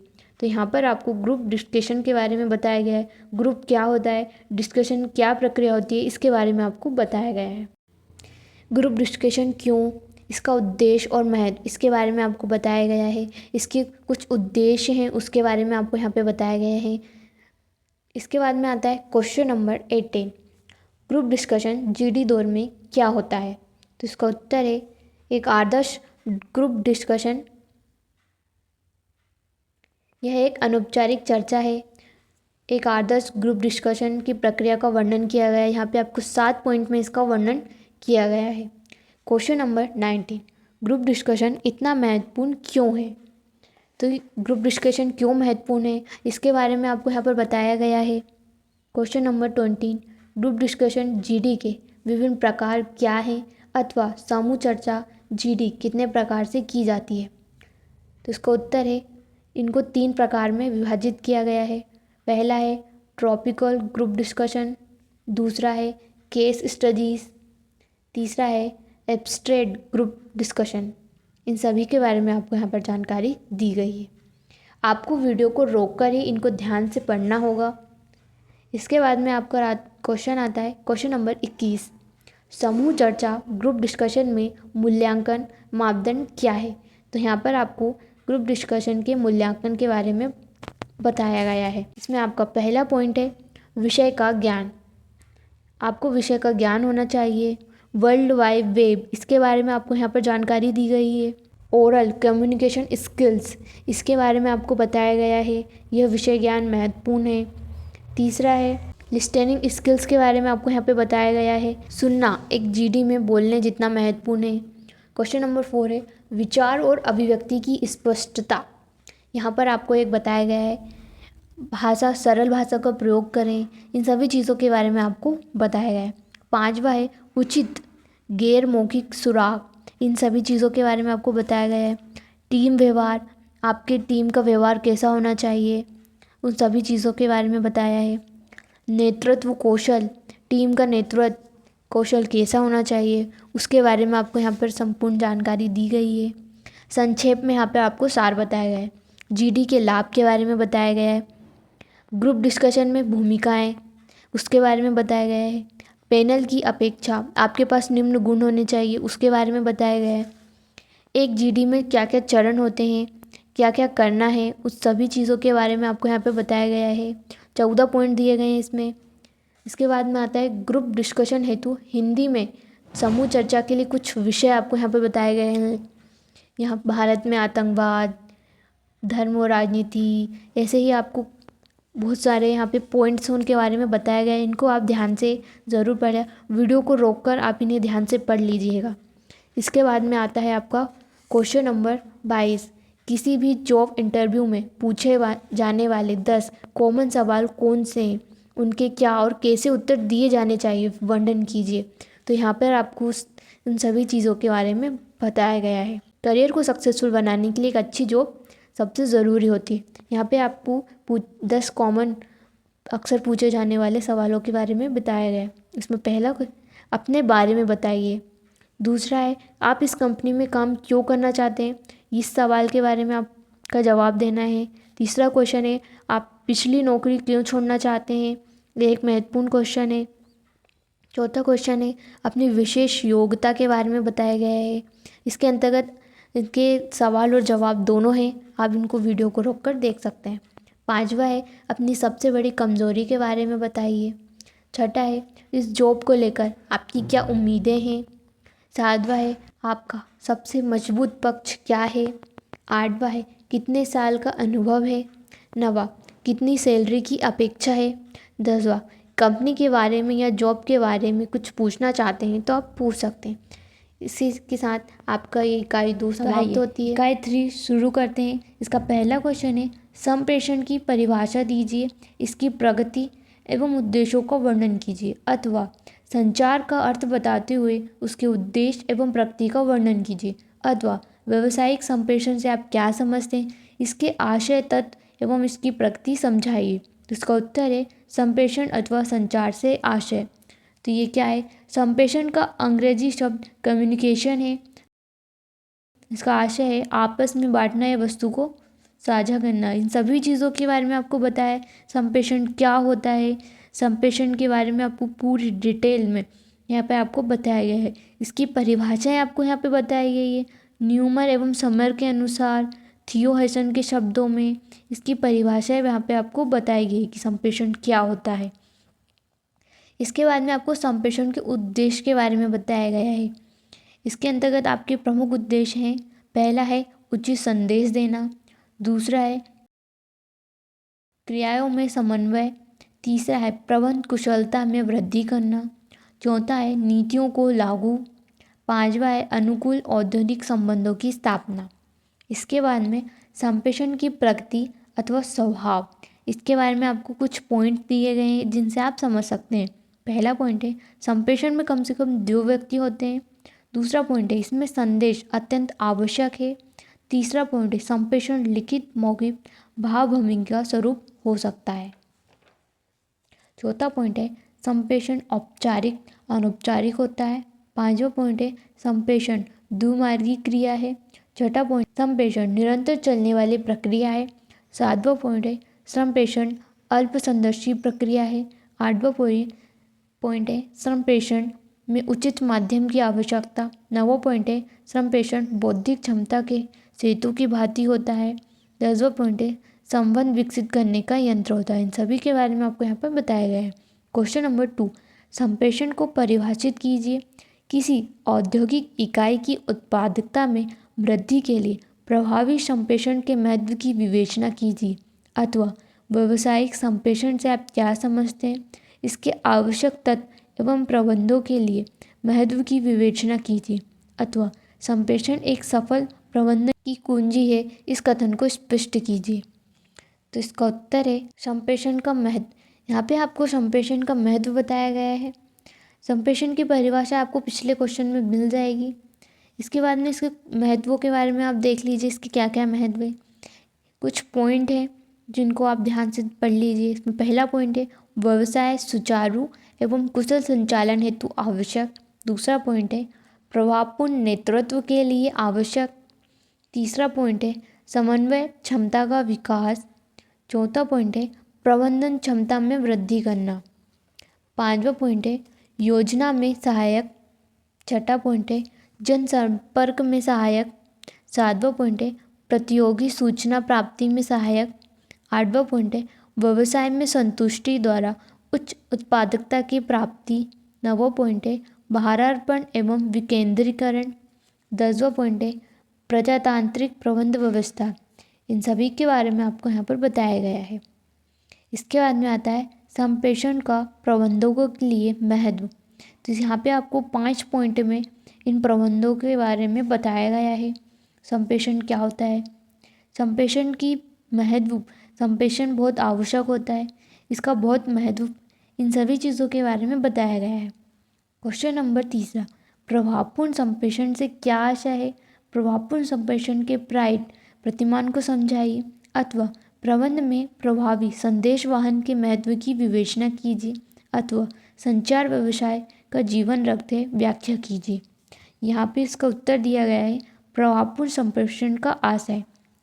तो यहाँ पे आपको संप्रेषण के बताया गया है जो किसी व्यवसाय के लिए जीवन रखते।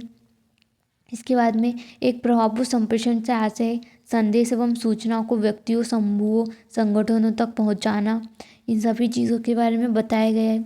इसके बाद में प्रभावपूर्ण संप्रेषण का प्राइड प्रतिमान जॉर्ज डी वर्धमान एवं पाट्रिया ब्रेक वर्तमान द्वारा प्राइड का प्रतिमान दिया गया है। इसके बारे में बताया गया है। इसमें पहला है संप्रेषण का उद्देश्य, दूसरा है प्राप्तकर्ता की भूमिका, तीसरा है वांछित प्रभाव, चौथा है संप्रेषण की रूपरेखा और पांचवा है संप्रेषण का निष्पादन। इन सभी चीज़ों के बारे में बताया गया है। इसके बाद में आता है प्रभावपूर्ण संप्रेषण का महत्व कि प्रभावपूर्ण संप्रेषण का क्या क्या महत्व है, इन सभी चीज़ों के बारे में बताया गया है। इसके अंतर्गत निम्न बिंदु हैं। इसमें पहला है यह किसी भी व्यवसाय का जीवन रक्त तो हो सकता है। दूसरा पॉइंट है मानवीय संबंधों का विकास। तीसरा पॉइंट है संगठनात्मक छवि में सुधार का आधार। चौथा पॉइंट है प्रबंधन क्षमता में वृद्धि का आधार। पांचवा पॉइंट है समन्वय स्थापना का आधार। छठा पॉइंट है प्रभावशाली नियंत्रण का आधार। सातवां पॉइंट है प्रभावी नेतृत्व की स्थापना का आधार। आठवां पॉइंट है निर्णय का आधार। नवा पॉइंट है नियोजन का आधार। इन सभी के बारे में आपको बताया गया है। क्वेश्चन नंबर 4, संचार के मुख्य लक्षण बताते हुए प्रभावी संचार का महत्व दीजिए। अथवा संचार की क्या स्थिति है, संचार के लक्षण बताइए तथा प्रभावी संचार का महत्व दीजिए। अथवा संदेश वाहन की परिभाषा दीजिए और व्यवसाय तथा प्रबंध में प्रभावी संदेश वाहन के महत्व की विवेचना कीजिए। तो इसका उत्तर है संचार के प्रमुख लक्षण निम्न कारणों से महत्वपूर्ण माना जाता है। इसके लक्षण निम्न है। इसमें आपको 7 पॉइंट में इन लक्षणों के बारे में बताया गया है। इसके बाद में संचार की स्थिति। संचार की स्थिति तब कही जाए जब, इसके अंतर्गत आपको 6 पॉइंट दिए गए हैं। इन सभी को आप ध्यान से पढ़ लीजिए। इसके बाद में प्रभावी संचार का महत्व। इसमें पहला है आंतरिक संचार का महत्व। इसके अंतर्गत 3 पॉइंट है। पहला व्यवसाय का बड़ा आकार। दूसरा पॉइंट है व्यवसायिक क्रियाओं की जटिलता। तीसरा पॉइंट है प्रभावी संचार आपसी समझ एवं सहयोग की भावनाओं को बढ़ाता है। दूसरा पॉइंट है बाह्य संचार का महत्व। इसके अंतर्गत पहला है सरकारी एजेंसियां एवं विभाग। दूसरा वितरक, फुटकर विक्रेता एवं अन्य। तीसरा है संचार कुशलता। चौथा है पदोन्नति हेतु महत्वपूर्ण घटक। क्वेश्चन नंबर 5, प्रतिपुष्टि से क्या आशय है, इसकी प्रक्रिया तथा महत्व की विवेचना कीजिए। अथवा प्रतिपुष्टि से क्या आशय है, इसकी प्रक्रिया, विधियाँ एवं प्रभावी बनाने वाले घटकों की व्याख्या कीजिए। तो इसका उत्तर है प्रतिपुष्टि। इसके अंतर्गत आपको ये बताया गया है कि प्रतिपुष्टि क्या होती है। प्रतिपुष्टि सूचना के आदान प्रदान व संप्रेरक व प्राप्तकर्ता के बीच समझ की पुष्टि करती है। डायग्राम द्वारा आपको यहाँ पर समझाया गया है। प्रतिपुष्टि प्रक्रिया क्या होती है, प्रतिपुष्टि की प्रक्रिया, उसके बारे में आपको वहाँ पे बताया गया है। लीलैंड ब्राउन के अनुसार यहाँ पर आपको प्रतिपुष्टि के बारे में बताया गया है कि प्रतिपुष्टि क्या होती है। इसके बाद में प्रतिपुष्टि का प्रभाव। इसके अंतर्गत आपको 3 पॉइंट मिलेंगे। इन पॉइंट में आपको बताया गया है कि प्रतिपुष्टि के प्रभाव क्या हैं। इसके बाद में प्रतिपुष्टि को प्रभावपूर्ण कैसे बनाया जाए, इसके अंतर्गत आपको बताया गया है। इसमें आपके कुछ पॉइंट है। पहला पॉइंट है सहायता। दूसरा पॉइंट है वर्णनात्मक। तीसरा पॉइंट है विशिष्टता। चौथा पॉइंट है सुनना। प्रतिपुष्टि तभी संभव है जब प्राप्तकर्ता किसी संदेश को सुनने या जानने के लिए। पांचवा पॉइंट है समय। छठा पॉइंट है विशिष्ट आचरण। सातवां पॉइंट है निश्चित लक्ष्य। आठवां पॉइंट है नियंत्रण। इन सभी चीज़ों के बारे में बताया गया है। प्रतिपुष्टि का महत्व निम्न है। 6 पॉइंट में आपको प्रतिपुष्टि के महत्व के बारे में बताया है। क्वेश्चन नंबर 6, संप्रेषण संचार के विभिन्न साधनों को स्पष्ट कीजिए एवं प्रत्येक के गुण दोषों का भी उल्लेख कीजिए। अथवा संप्रेषण की दिशा से क्या आशय है, इसके विविध रूपों का वर्णन कीजिए। अथवा संप्रेषण के विभिन्न तरीकों का उनके गुण दोषों सहित विवेचन कीजिए। इसका उत्तर है संप्रेषण। यहाँ पे आपको संप्रेषण के बारे में बताया गया है कि संप्रेषण क्या होता है। संप्रेषण के मार्ग एवं दिशा के बारे में बताया गया है। इसके अंतर्गत 2 पॉइंट है, औपचारिक एवं अनौपचारिक। पहला पॉइंट है औपचारिक संप्रेषण, अनौपचारिक संप्रेषण, इस सभी के बारे में आपको बताया गया है। इसके बाद में वर्तमान युग में इसके 2 भागों में विभाजित किया गया है, भाषिक शाब्दिक संप्रेषण और भाषेतर अशाब्दिक संप्रेषण। यहाँ पे आपको भाषिक शाब्दिक संप्रेषण के बारे में बताया गया है। इसके अंतर्गत भी 2 पॉइंट है, मौखिक संप्रेषण और लिखित संप्रेषण। इसके बाद में भाषेतर अशाब्दिक संप्रेषण के बारे में यहाँ पर आपको बताया गया है। क्वेश्चन नंबर 7, मौखिक संप्रेषण से क्या समझते हैं? मौखिक संप्रेषण के लाभ व हानियों का विवेचन कीजिए। अथवा मौखिक संप्रेषण एवं लिखित मौखिक एवं लिखित संप्रेषण के लाभों एवं सीमाओं की व्याख्या कीजिए। व्यावसायिक संप्रेषण में कौन सा अधिक उपयुक्त है? अथवा मौखिक संप्रेषण से आप क्या समझते हैं? मौखिक संप्रेषण के माध्यम से या साधनों का उल्लेख कीजिए। तो इसका उत्तर है मौखिक संप्रेषण संदेश भाषण से आशय। यहाँ पर आपको मौखिक संप्रेषण के बारे में बताया गया है। इसके बाद में आता है मौखिक संप्रेषण के माध्यम, जिसके अंतर्गत निम्न माध्यम सम्मिलित हैं। इसमें आपको 14 माध्यमों के बारे में बताया गया है। इसके बाद में मौखिक संप्रेषण को प्रभावी बनाने के लिए गुणों का होना अनिवार्य है। यहाँ आपको 6 गुणों के बारे में बताया गया है। इसके बाद में एक सफल एवं प्रभावी मौखिक संप्रेषण में 7 C का भी स्मरण किया जाता है। यहाँ पर उनको 7 C के बारे में आपको बताया गया है। इसमें पहला है सरल, दूसरा है स्पष्ट, तीसरा है संपूर्ण, चौथा है संक्षिप्तता, 5वां है निश्चित, छठा है सही और 7वां है विशिष्टता पूर्वक। इसके बाद में मौखिक संचार संदेश वाहन के लाभ अथवा गुणों के बारे में बताइए। यहाँ पर आपको 6 लाभ के बारे में बताया गया है। इसमें पहला है शीघ्र संचार, दूसरा है प्रभावपूर्ण, तीसरा है अभिलंब प्रतिपुष्टि, चौथा है गोपनीय, 5वां है नियंत्रण एवं प्रेरणा में अधिक प्रभावी, छठा है आपातकाल में अधिक उपयोगी। मौखिक संप्रेषण संदेश वाहन की सीमाएं अथवा दोष बताइए। इसके अंतर्गत आपको 8 पॉइंट में मौखिक संप्रेषण संदेश वाहन की सीमाएं एवं दोष को बताया गया है। इन सभी को आप ध्यान से एक बार पढ़ लीजिए। इसके बाद में आता है लिखित संप्रेषण संदेश वाहन कि लिखित संप्रेषण क्या होता है और कैसे होता है, इसके बारे में आपको बताया गया है। लिखित संचार के गुण, यहाँ पर निम्न गुण है। पहला है यह स्थायी रिकॉर्ड होता है, दूसरा कानूनी प्रपत्र होता है, तीसरा यह शुद्ध एवं यथार्थ होता है, चौथा दोहराने में सरलता, 5वां उत्तरदायित्वों की सुपुर्दगी को सुविधाजनक बनाता है, छठा कुछ परिस्थितियों में यह आवश्यक है। लिखित संप्रेषण की सीमाएं अथवा दोष, यहाँ पर आपको 5 पॉइंट में लिखित संप्रेषण की सीमाएं एवं दोष के बारे में बताया गया है। लिखित संप्रेषण बहुत महंगी प्रणाली होती है। इस पत्रों के आवागमन में अधिक समय लगता है, इसमें भ्रम और शंका होती है।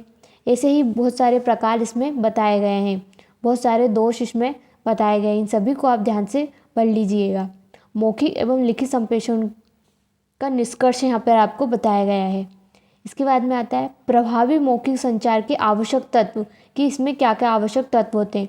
तो इसमें पहला है स्पष्ट उच्चारण एवं उचित शब्द चयन, दूसरा है स्वाभाविक आवाज़ एवं तार्किक क्रम, तीसरा है संक्षिप्तता, चौथा है यथार्थ, 5वां है विश्वासपूर्ण। इसके अन्य तत्वों के बारे में भी यहाँ पर बताया गया है। क्वेश्चन नंबर 8, अधोगामी संदेश वाहन से आप क्या समझते हैं?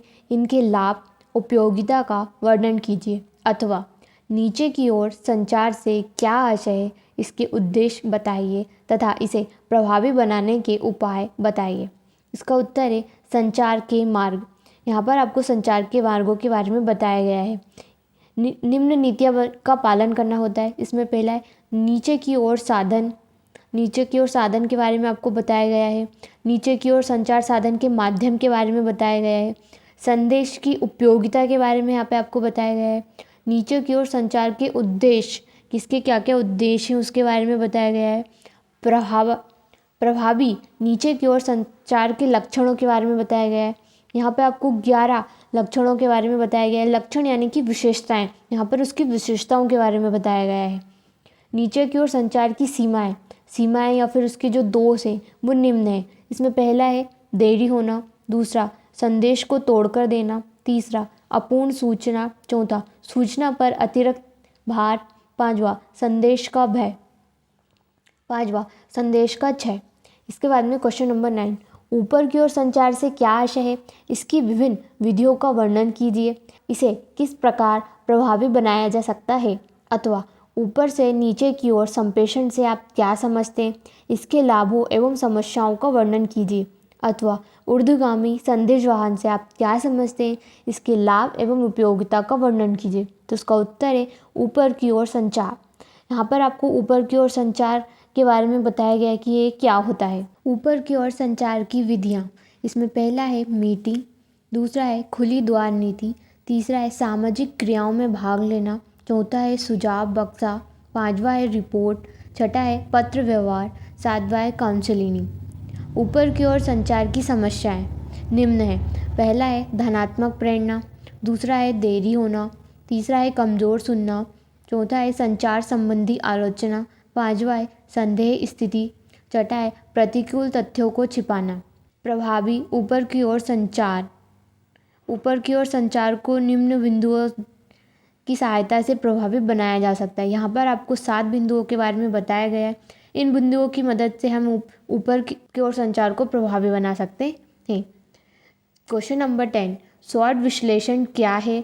इसकी विधियों का सविस्तार समझाइए। संप्रेषण में इसका क्या महत्व है? अथवा स्वॉट विश्लेषण से आप क्या समझते हैं? इसका महत्व एवं आलोचनाओं को स्पष्ट कीजिए। अथवा स्वॉट विश्लेषण की संक्षिप्त लेख लिखिए। जिसका उत्तर है स्वॉट विश्लेषण एवं क्षमता एवं आत्मविकास। यहाँ पर आपको स्वॉट विश्लेषण के बारे में बताया गया है कि ये क्या होती है इसके बारे में आपको बताया गया है। स्वॉट विश्लेषण की परिभाषा है। यहाँ पर आपको परिभाषा दी गई है। एक कंपनी की शक्तियों, दुर्बलताओं, अवसरों व कठिनाई संबंधी संपूर्ण मूल्यांकन ही स्वॉट विश्लेषण कहलाता है। इसके बारे में आपको डिटेल में यहाँ पर आपको बताया गया। इन सभी चीज़ों को आप ध्यान से ज़रूर पढ़ लीजिएगा। स्वॉट विश्लेषण शक्तियाँ, कमजोरियाँ, अवसर, भावी आपत्तियाँ और चुनौतियाँ, इन सभी के बारे में बनाया गया है। निम्न 4 शब्दों से मिलकर बना होता है ये, इसके बारे में आपको बताया गया है। स्वॉट विश्लेषण के प्रमुख अंग निम्न हैं। पहला है बाह्य वातावरण और दूसरा है आंतरिक वातावरण। स्वॉट विश्लेषण का महत्व, यहाँ पर आपको स्वॉट विश्लेषण के महत्व के बारे में बताया गया है कि स्वॉट विश्लेषण का महत्व क्यों ज़रूरी है। कि निम्न है। पहला है किसी व्यवसाय के बाह्य एवं आंतरिक पर्यावरण के विश्लेषण में सहायक। दूसरा है किसी व्यवसाय के लक्ष्य तथा उद्देश्य प्राप्ति का एकमात्र उपकरण। तीसरा है स्वॉट विश्लेषण का सतत सृजनात्मक प्रक्रिया है। चौथा, स्वॉट विश्लेषण किसी व्यवसाय की कार्य संस्कृति के विकास में सहायक होता है। स्वॉट विश्लेषण की सीमाएं निम्न है। यहाँ पर आपको 2 पॉइंट में स्वॉट विश्लेषण की सीमाओं के बारे में बताया है। क्वेश्चन नंबर 11, दैहिक भाषा से आप क्या समझते हैं? दैहिक भाषा को प्रदर्शित करने के विभिन्न माध्यमों का वर्णन कीजिए। अथवा दैहिक भाषा संप्रेषण, शारीरिक संचालन भाषा से आप क्या समझते हैं? इसके लाभ तथा सीमाओं की व्याख्या कीजिए। अथवा अशाब्दिक संचार, दैहिक भाषा से आप क्या आशय है? दैहिक भाषा के क्या माध्यम है? तो इसका उत्तर है अशाब्दिक संचार, दैहिक भाषा संप्रेषण से आशय। यहाँ पर आपको दैहिक भाषा के बारे में बताया गया है कि ये क्या होता है। दैहिक भाषा के माध्यम, यहाँ पर आपको कुछ पॉइंट में उसके माध्यमों के बारे में बताया गया है। पहला है मुखाभिव्यक्ति, दूसरा है दृष्टि संबंध, तीसरा है भंगिमा, चौथा है सिर, शरीर, आकृति एवं मुद्रा, पांचवा है दिखावट। दैहिक भाषा संचार के लाभ या गुण, इसमें पहला है अंतर्निहित भाषा का अर्थ समझने में सुविधा, दूसरा है स्वस्थ वातावरण का निर्माण, तीसरा है मनोवैज्ञानिक प्रभाव, चौथा है परिपूर्वक, पांचवा है भावना युक्त, छठा है संबंध सृजन। इसके बाद में दैहिक भाषा शारीरिक भाषा संचार की सीमाएं अथवा दोष, इसमें पहला है भीड़ में अधिक प्रभावी नहीं, दूसरा अतिरिक्त सावधानी की आवश्यकता, तीसरा है साक्ष्य रहित, चौथा है भ्रामक व्याख्या। इन सभी के बारे में आपको यहाँ पर बताया गया है। क्वेश्चन नंबर 12, ग्रेप वाइन अंगूर वेल से क्या आशय है? तो इसका उत्तर है अंगूर लता संप्रेषण से आशय। तो यहाँ पर आपको ग्रेप वाइन अंगूर वेल के बारे में बताया गया है। ये एक अनौपचारिक संसाधन विधि है। यही इन सभी चीज़ों के बारे में आपको यहाँ पर बताया गया है। इसके बाद में अंगूर वेल संप्रेषण की सीमाएँ क्या हैं? तो यहाँ पर आपको कुछ पॉइंट में अंगूर वेल संप्रेषण की सीमाओं के बारे में बताया गया है। यहाँ पर आपको 6 पॉइंट दिए गए। इन 6 पॉइंट को आपको ध्यान से पढ़ना है। क्वेश्चन नंबर 13, संप्रेषण की प्रमुख बाधाएं क्या हैं, इन बाधाओं को किस प्रकार दूर किया जा सकता है, अथवा संप्रेषण की प्रमुख बाधाएं रुकावटें कौन सी हैं, उन्हें दूर करने के लिए सुझाव दीजिए, अथवा संदेश वाहन के मुख्य अवरोधों की व्याख्या कीजिए, इन अवरोधों को दूर करने हेतु सुझाव दीजिए। इसका उत्तर है, यहाँ पर आपको संप्रेषण के बारे में बताया गया है कि संप्रेषण का अर्थ क्या होता है, संप्रेषण क्या होता है और ये क्यों ज़रूरी होता है, इन सभी चीज़ों के बारे में आपको बताया गया है।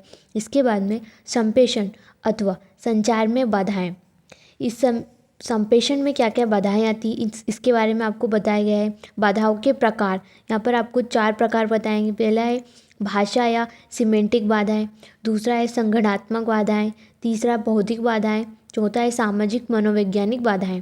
इसमें पहला है भाषा या सिमेंटिक बाधाएं, इसके बारे में बताया गया है। इसके अंतर्गत भी आपको 5 पॉइंट दिए गए हैं। समान भाषा का अभाव, कमज़ोर भाषा, तीसरा है अधिक भाषा का प्रयोग, चौथा सिमेंटिक बाधाएं, पांचवा व्याकरण का अल्प ज्ञान। इसके बाद में दूसरा है संगठनात्मक बाधाएं, इसके अंतर्गत भी आपको 4 पॉइंट दिए गए हैं। पहला है पुरातन व ऐतिहासिक बाधाएं, दूसरा माध्यम का गलत चुनाव, तीसरा श्रम शक्ति का विशिष्टीकरण, चौथा संचार बाढ़। इन सभी के बारे में आपको यहाँ पर बताया गया है।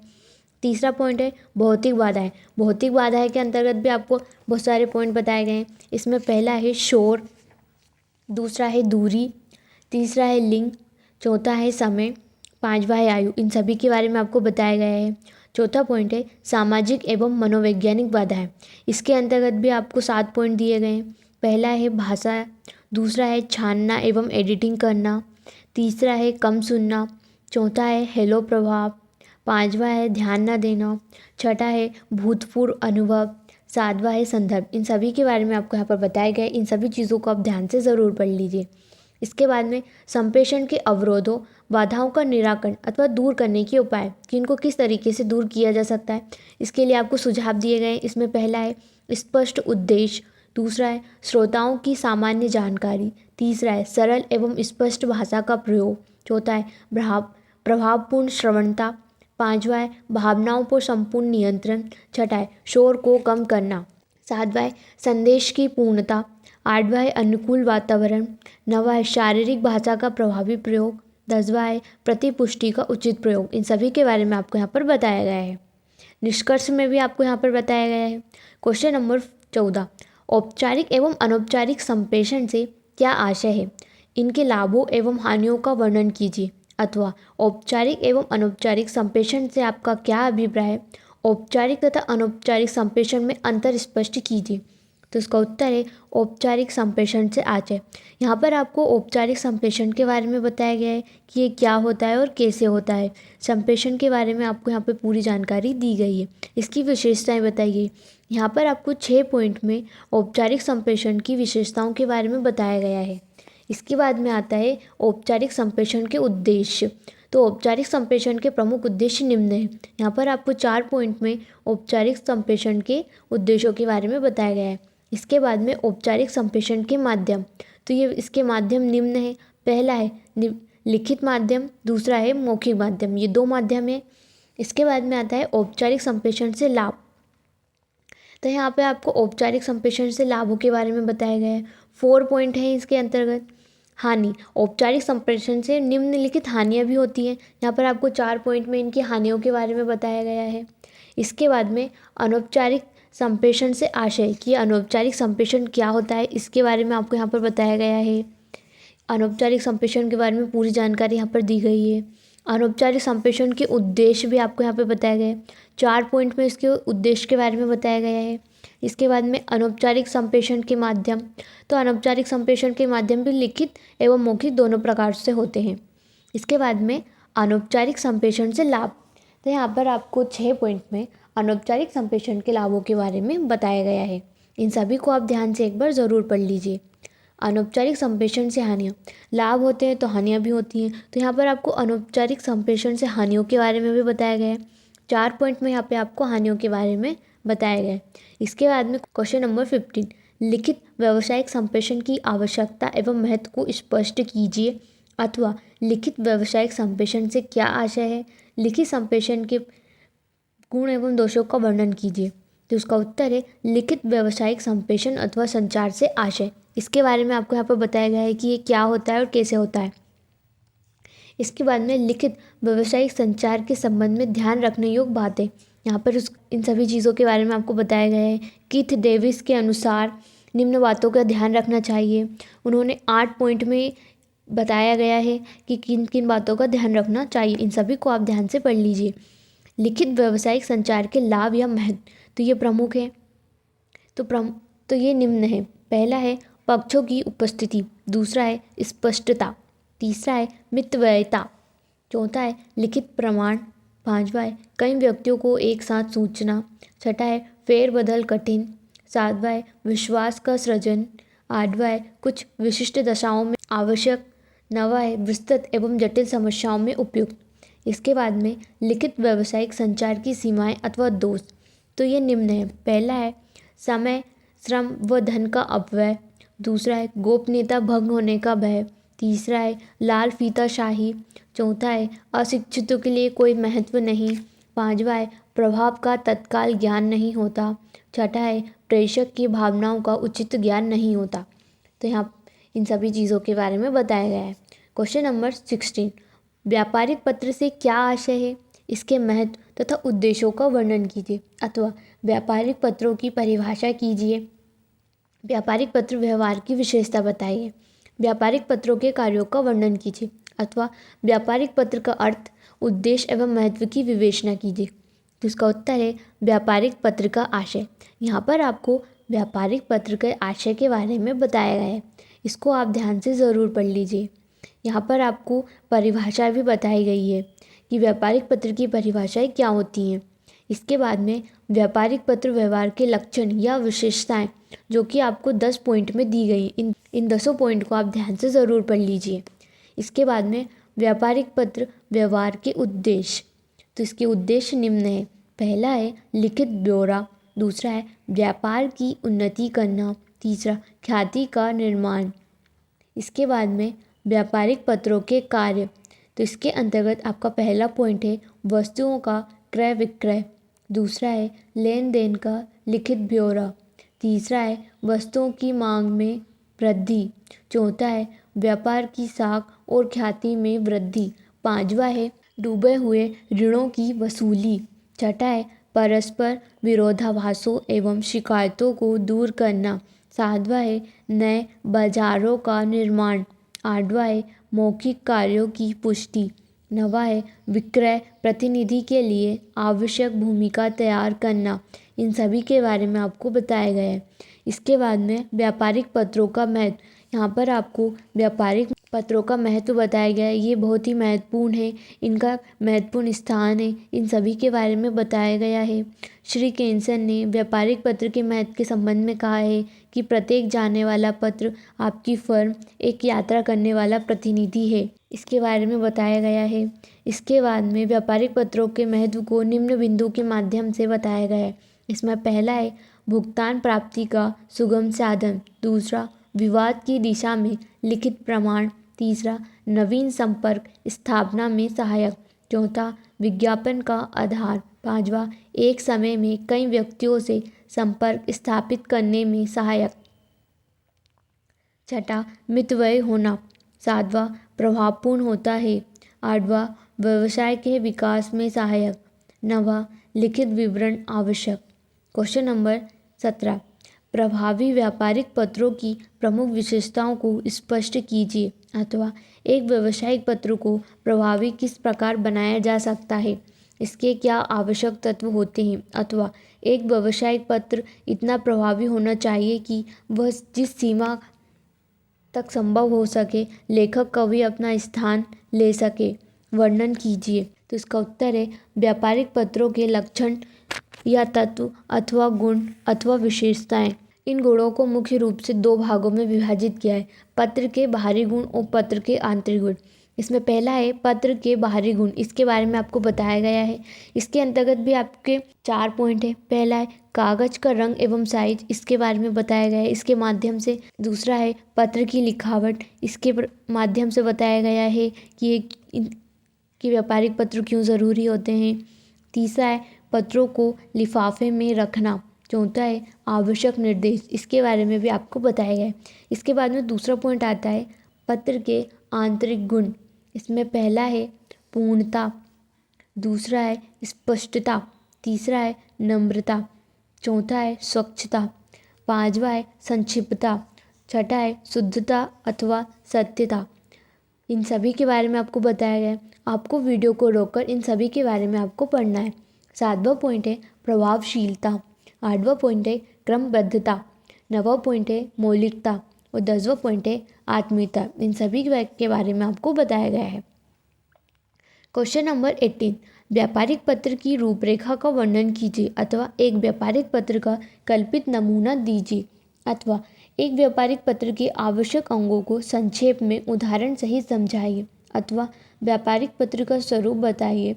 व्यापारिक पत्र के विभिन्न अंगों का वर्णन कीजिए। तो इसका उत्तर है व्यापारिक पत्र का स्वरूप अथवा संरचना।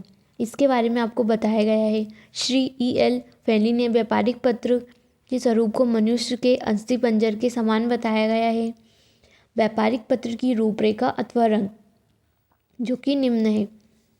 इसमें पहला है शिरोशिखा, दूसरा दिनांक, तीसरा पत्र पाने वाले का नाम और पता, चौथा अभिवादन, पांचवा विषय शीर्षक, छठा मुख्य विषय, सातवां अंतिम आदर सूचक वाक्य, आठवां हस्ताक्षर, नवा लिखने वाले का पद, 10वां सलंग और 11वां पुनश्च। इन सभी के बारे में बताया गया है। यहाँ पर आपको व्यापारिक पत्र का कल्पित नमूना शीर्षक 1 इसके बारे में आपको बताया गया है। क्वेश्चन नंबर 19, आधुनिक युग की सूचना क्रांति का युग है, इस कथन को स्पष्ट कीजिए अथवा संप्रेषण के आधुनिक स्वरूप से क्या अभिप्राय है स्पष्ट कीजिए अथवा आधुनिक सूचना तंत्र ने संसार को एक विश्व गांव में बदल दिया, इस कथन की व्याख्या कीजिए। तो इसका उत्तर है संप्रेषण के आधुनिक स्वरूप से आशय। इसके बारे में बताया गया है कि आधुनिक स्वरूप इसका कैसा है, क्या है, इसमें क्या क्या नए नए कार्य हुए हैं, इस सभी के बारे में आपको बताया गया है। संप्रेषण के आधुनिक स्वरूप इलेक्ट्रॉनिक संप्रेषण उपकरणों के बारे में आपको यहाँ पर बताया गया है, जिसे इलेक्ट्रॉनिक, डिजिटल एवं अन्य तकनीकी विकसित हुई है उसके बारे में आपको बताया गया है। इसके बाद में कुछ तरंगों के बारे में बताया गया है। इसमें प्रथम तरंग है जिसमें समाचार पत्रों, रेडियो अथवा दूरदर्शन था। द्वितीय तरंग में डाक, टेलीग्राम, टेलीफोन, समाचार पत्र, पत्रिकाएं, चलचित्र, दूरदर्शन, इन सभी के बारे में बताया गया। तृतीय तरंग में कंप्यूटर क्रांति, इंटरनेट, ईमेल, उपग्रह संचार, ऑडियो या वीडियो, इन सभी के बारे में बताया गया है। वर्तमान व्यवसाय युग में संप्रेषण अत्यधिक विकसित हो गए हैं, इसके बारे में आपको यहाँ पर बताया गया है। आधुनिक युग सूचना क्रांति का युग ये सत्य प्रतीत होता है। इसके बाद में संप्रेषण के आधुनिक साधन क्या क्या है इसके बारे में बताया गया। यहाँ पर आपको 10 साधनों के बारे में बताया गया है। क्वेश्चन नंबर 20, आधुनिक व्यवसाय युग में संप्रेषण के किन साधनों का इस्तेमाल किया जा रहा है और इनसे होने वाले लाभों को बताइए अथवा सेक्युलर फोन, फैक्स व वीडियो कॉन्फ्रेंसिंग से क्या आशय है, इनके गुणों व सीमाओं का वर्णन कीजिए अथवा निम्न पर संक्षिप्त टिप्पणी लिखिए। पहला फैक्स, दूसरा ईमेल, तीसरा सेल्यूलर फ़ोन, चौथा वीडियो कॉन्फ्रेंसिंग। इसका उत्तर है संचार के आधुनिक साधन। यहाँ पर आपको संचार के आधुनिक साधनों के बारे में बताया गया है। फोटोकॉपी, रेडियो, टेलीविज़न, इन सभी के बारे में बताया गया है। इसके अंतर्गत आपका पहला पॉइंट है सेल्यूलर फ़ोन। सेल्यूलर फ़ोन्स अंग्रेजी वर्णमाला की सेल शब्द से बना। सेल्यूलर फ़ोन को मोबाइल भी कहा जाता है। यहाँ पर आपको मोबाइल के बारे में संपूर्ण जानकारी दी गई है। ये एक मौखिक संप्रेषण का एक माध्यम है, इसके बारे में बताया गया है। इसके बाद में इसके लाभों के बारे में आपको यहाँ पर बताया गया है। आपको 5 पॉइंट में इन लाभों के बारे में बताया गया है, इनको आप एक बार ज़रूर पढ़ लीजिए। सेल्यूलर फ़ोन से लाभों के साथ साथ कुछ हानियाँ भी हैं, तो यहाँ पर आपको कुछ हानियों के बारे में बताया गया है। यहाँ पर 4 पॉइंट में इन हानियों के बारे में आपको बताया गया है। दूसरा है फैक्स सूचना प्रौद्योगिकी की एक महत्वपूर्ण उपलब्धि है। यहाँ पर आपको फैक्स के बारे में बताया गया है। फैक्स से आशय है बनाना, इसके बारे में आपको बताया गया है। फैक्स उपग्रह आधारित फैक्स सेवा, यहाँ पर आपको उपग्रह आधारित फैक्स सेवा की निम्न विशेषताओं के बारे में बताया गया है। 5 विशेषताएं इसके बारे में आपको बताया गया है। सर्वप्रथम दी हिंदू द्वारा 1969 में उपग्रह आधारित फैक्स सेवा का प्रयोग किया गया था। इसके बारे में आपको बताया गया है। यह अत्यंत सस्ती प्रणाली है, इसमें आप क्या क्या कार्य कर सकते हैं उसके बारे में आपको बताया गया है। तीसरा है ईमेल। आपको ईमेल के बारे में बताया गया है। ईमेल क्या होती है, कैसे होती है। ईमेल के माध्यम से आप संदेश को टाइप करके किसी भी दूसरे कंप्यूटर तक प्रेषित कर सकते हैं। ईमेल एक अत्यंत तीव्र प्रणाली है, इसके बारे में बताया गया है। 1960 में ये कंप्यूटर आधारित संप्रेषण प्रणाली से जानते थे, इसके बारे में आपको बताया गया। ईमेल भेजने की विधि, कि ईमेल को आप किस तरह से भेज सकते हैं, इसकी विधि के बारे में आपको बताया गया है। इस सभी को आप ध्यान से एक बार ज़रूर पढ़ लीजिएगा। ईमेल भेजने के बाद ईमेल प्राप्त करने की विधि के बारे में बताया गया है। ईमेल आपने भेज तो दिया, लेकिन आप इसे प्राप्त कैसे कर सकते हैं इसके बारे में भी आपको बताया गया है। इसके बाद में ईमेल संदेश को संप्रेषित करने का अत्याधुनिक एवं सस्ता माध्यम है, इसके बारे में बताया गया है। चौथा पॉइंट है वीडियो कॉन्फ्रेंसिंग या वीडियो सम्मेलन। इसके बारे में आपको बताएगी कि क्या होता है और कैसे होता है। इसके दो प्रकार से संपन्न हो सकते हैं। पहला है कंप्यूटर के उपयोग द्वारा एवं बिना कंप्यूटर के उपयोग द्वारा, इसके बारे में बताया गया है। यहाँ पर आपको machine, telephone, satellite connection, projector, इन सभी चीज़ों के बारे में बताया गया है। इसके बाद में इसके लाभों के बारे में आपको बताया गया है। यहाँ पर आपको 6 पॉइंट में इसके लाभ के बारे में बताया गया है। इसके बाद में इसकी हानियाँ, निम्नलिखित हानियों के बारे में आपको बताया गया है। इसके बारे में भी इसके बाद में आता है क्वेश्चन नंबर 21। इंटरनेट से आपका क्या आशय है? इंटरनेट के प्रमुख भाग कौन कौन से हैं? भारतीय परिप्रेक्ष्य में इंटरनेट का उपयोग पर प्रकाश डालिए। यहाँ पर आप अथवा विश्वव्यापी तंत्र से आप क्या समझते हैं? इंटरनेट के प्रयोग एवं इससे उत्पन्न समस्याओं को वर्णन कीजिए। इंटरनेट से आशय, यहाँ पर आपको इंटरनेट के बारे में बताया गया है। इंटरनेट प्रत्येक छोटी से छोटी एवं बड़ी से बड़ी आवश्यकताओं का विकल्प है, इसके बारे में बताया गया है। संप्रेषण के सर्वाधिक शक्तिशाली उपकरण इंटरनेट की शक्ति को यहाँ पर बताया गया है। इंटरनेट के बारे में आपको बताया गया है। इंटरनेट के भाग, यहाँ पर आपको इंटरनेट के भाग के बारे में बताया गया है। इसमें पहला है मुख्य सूचना संप्रेषक, दूसरा दूरभाष एवं मोडम, तीसरा क्षेत्रीय नेटवर्क अथवा बृहद क्षेत्रीय नेटवर्क, चौथा उपग्रह संचार और पांचवा केबल नेटवर्क। इन सभी के बारे में आपको बताया गया है। वर्तमान में इंटरनेट का नया स्वरूप नेटलॉन केबल के रूप में हमारे समक्ष में उपलब्ध है, इसके बारे में आपको यहाँ पर बताया गया है। इंटरनेट कैसे होता है, इंटरनेट के बारे में संपूर्ण जानकारी आपको यहाँ पर दी गई है। इसके बाद में इंटरनेट का प्रयोग, इसके लिए आप इसके अंतर्गत आपका पहला पॉइंट है ईमेल, दूसरा पॉइंट है सर्च इंजन, तीसरा है वर्ल्ड वाइड वेब, चौथा पॉइंट है टेलीनेट, पांचवा पॉइंट है पुशनेट, छठा पॉइंट है यूजनेट, सातवां पॉइंट है चैट रूम, आठवां पॉइंट है इंट्रानेट, नौवां पॉइंट है ई कॉमर्स और 10वां पॉइंट है ई बैंकिंग। इसके बाद में इंटरनेट के प्रयोग से उत्पन्न समस्याएं, यहाँ पर आपको इंटरनेट के प्रयोग से उत्पन्न समस्याओं के बारे में बताया गया है। 7 पॉइंट में इन समस्याओं के बारे में आपको बताया गया है। इंटरनेट की सबसे बड़ी समस्या हैकिंग है, इसके बारे में भी आपको यहाँ पर बताया गया है। क्वेश्चन नंबर 22, इंटरनेट शिष्टाचार क्या है समझाइए। इंटरनेट का प्रयोग करते समय कौन कौन से शिष्टाचारों का पालन करना चाहिए समझाइए। तो इसका उत्तर है इंटरनेट शिष्टाचार को नेटिकेट के नाम से भी जाना जाता है, इसके बारे में आपको बताया गया है। ऑनलाइन सुरक्षित रहने के लिए सिर्फ एंटीवायरस प्रोग्राम आवश्यक नहीं है, नेटिकेट का पालन ही आपको सुरक्षित रख सकता है। यहाँ पर आपको नेटिकेट के बारे में संपूर्ण जानकारी दी गई है। इसके बाद में कुछ नियम बनाए गए हैं जो कि निम्न में थे। यहाँ पर आपको 12 कुछ नियमों के बारे में बताया गया है जिनसे आप ऑनलाइन खतरों से बच सकते हैं। इन 12 पॉइंट को आप अच्छे से ज़रूर पढ़ लीजिएगा। क्वेश्चन नंबर 23, ईमेल एथिक्स क्या तात्पर्य है, व्याख्या कीजिए। तो यहाँ पर आपको इसके बारे में बताया गया है कि क्या होता है और कैसे होता है। इसके बारे में आपको कुछ नेटिक्यूटियाँ निम्नलिखित हैं। यहाँ पे आपको कुछ पॉइंट में इसके बारे में संपूर्ण जानकारी दी गई। आप वीडियो को रोककर इन सभी चीज़ों के बारे में पढ़ लीजिएगा। यहाँ पर आपको कुछ कॉमन ईमेल के बारे में बताया गया है। यहाँ पर आपको संपूर्ण जानकारी दी गई। क्वेश्चन नंबर 24, चैटिंग क्या है, इसके प्रकार बताइए।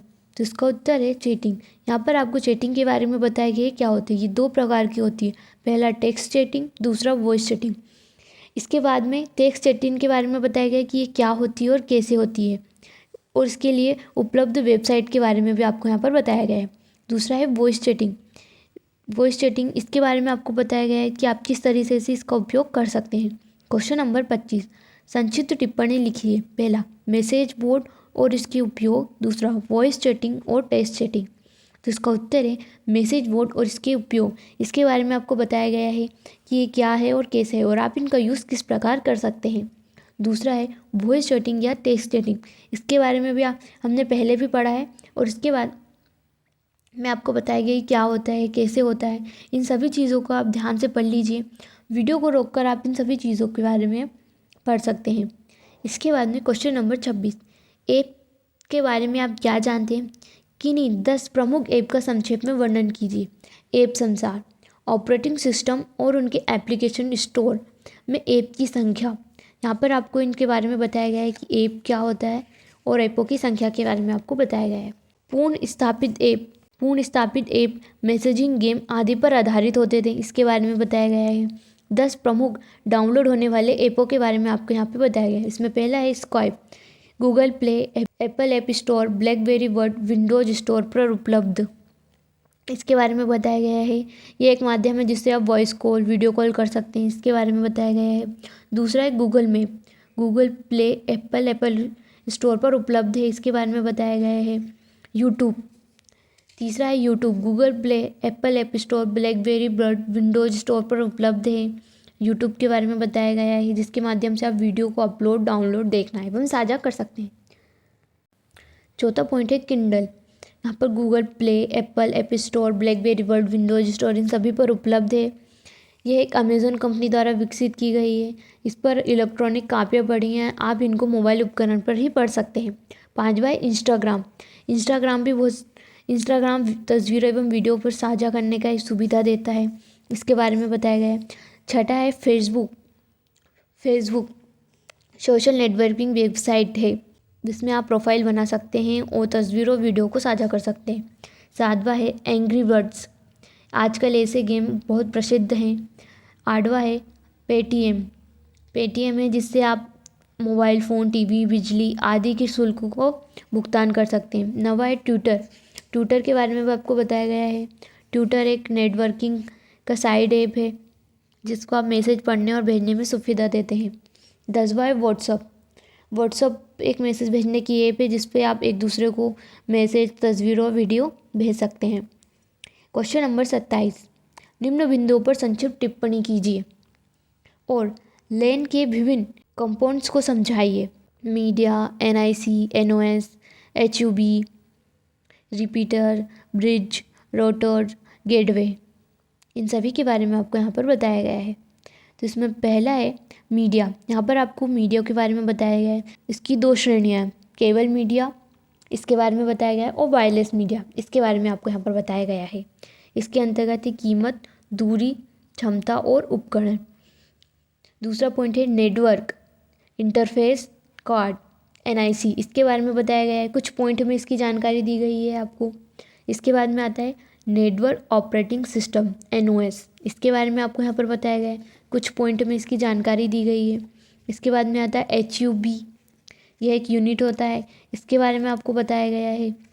इसमें आपका पहला है एक्टिव HUB, इसके बारे में आपको बताया गया है। दूसरा है पैसिव HUB और तीसरा है इंटेलिजेंट HUB, इसके बारे में आपको बताया गया है। E है रिपीटर, इसके बारे में आपको यहाँ पे बताया गया है कि क्या होता है और ये कैसे होता है। इसके बाद में आता है ब्रिज के बारे में बताया गया है कि क्या होता है, जिसमें डाटा या सिग्नल को जाना जाता है, इसके बारे में आपको बताया गया है। इसके बाद में आता है रोटर, इसके बारे में आपको बताया गया है कि 2 नेटवर्क के जोड़ने के लिए प्रयोग आता है, सॉफ्टवेयर, हार्डवेयर होता है, और इसके बारे में आपको बताया गया है। इसके बाद में आता है गेटवे, यह एक कनेक्टिविटी डिवाइस है, इसके बारे में बताया गया है। सॉफ्टवेयर, हार्डवेयर दोनों का कॉम्बिनेशन हो सकता है, इसके बारे में बताया गया है। इसके बाद में क्वेश्चन नंबर 28, इंटरनेट फ्रॉड से क्या तात्पर्य, संक्षेप में वर्णन कीजिए। तो इसका उत्तर है इंटरनेट फ्रॉड। तो यहाँ पर आपको इंटरनेट फ्रॉड के बारे में बताया गया है कि किस तरह इंटरनेट के माध्यम से आपके साथ फ्रॉड हो सकता है। तो इन सभी चीज़ों को आप ध्यान से ज़रूर पढ़ लीजिएगा, ये आपके लिए बहुत ज़रूरी है।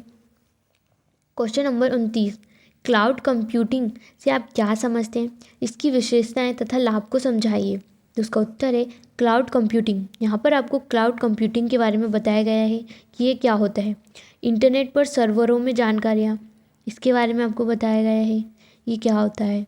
बहुत सारी सुविधाएं आपको ऑफलाइन भी मिल सकती हैं। यहाँ पर आपको क्लाउड कंप्यूटिंग के बारे में संपूर्ण जानकारी दी गई है, क्या होता है और कैसे होता है। इसके बाद में आपको इसकी कुछ प्रमुख विशेषताओं के बारे में बताया गया है। कम लागत में होती है, इस विश्वसनीयता होती है, पर्यावरण में अनुकूलता, इन सभी चीज़ों को आप ध्यान से पढ़ लीजिए।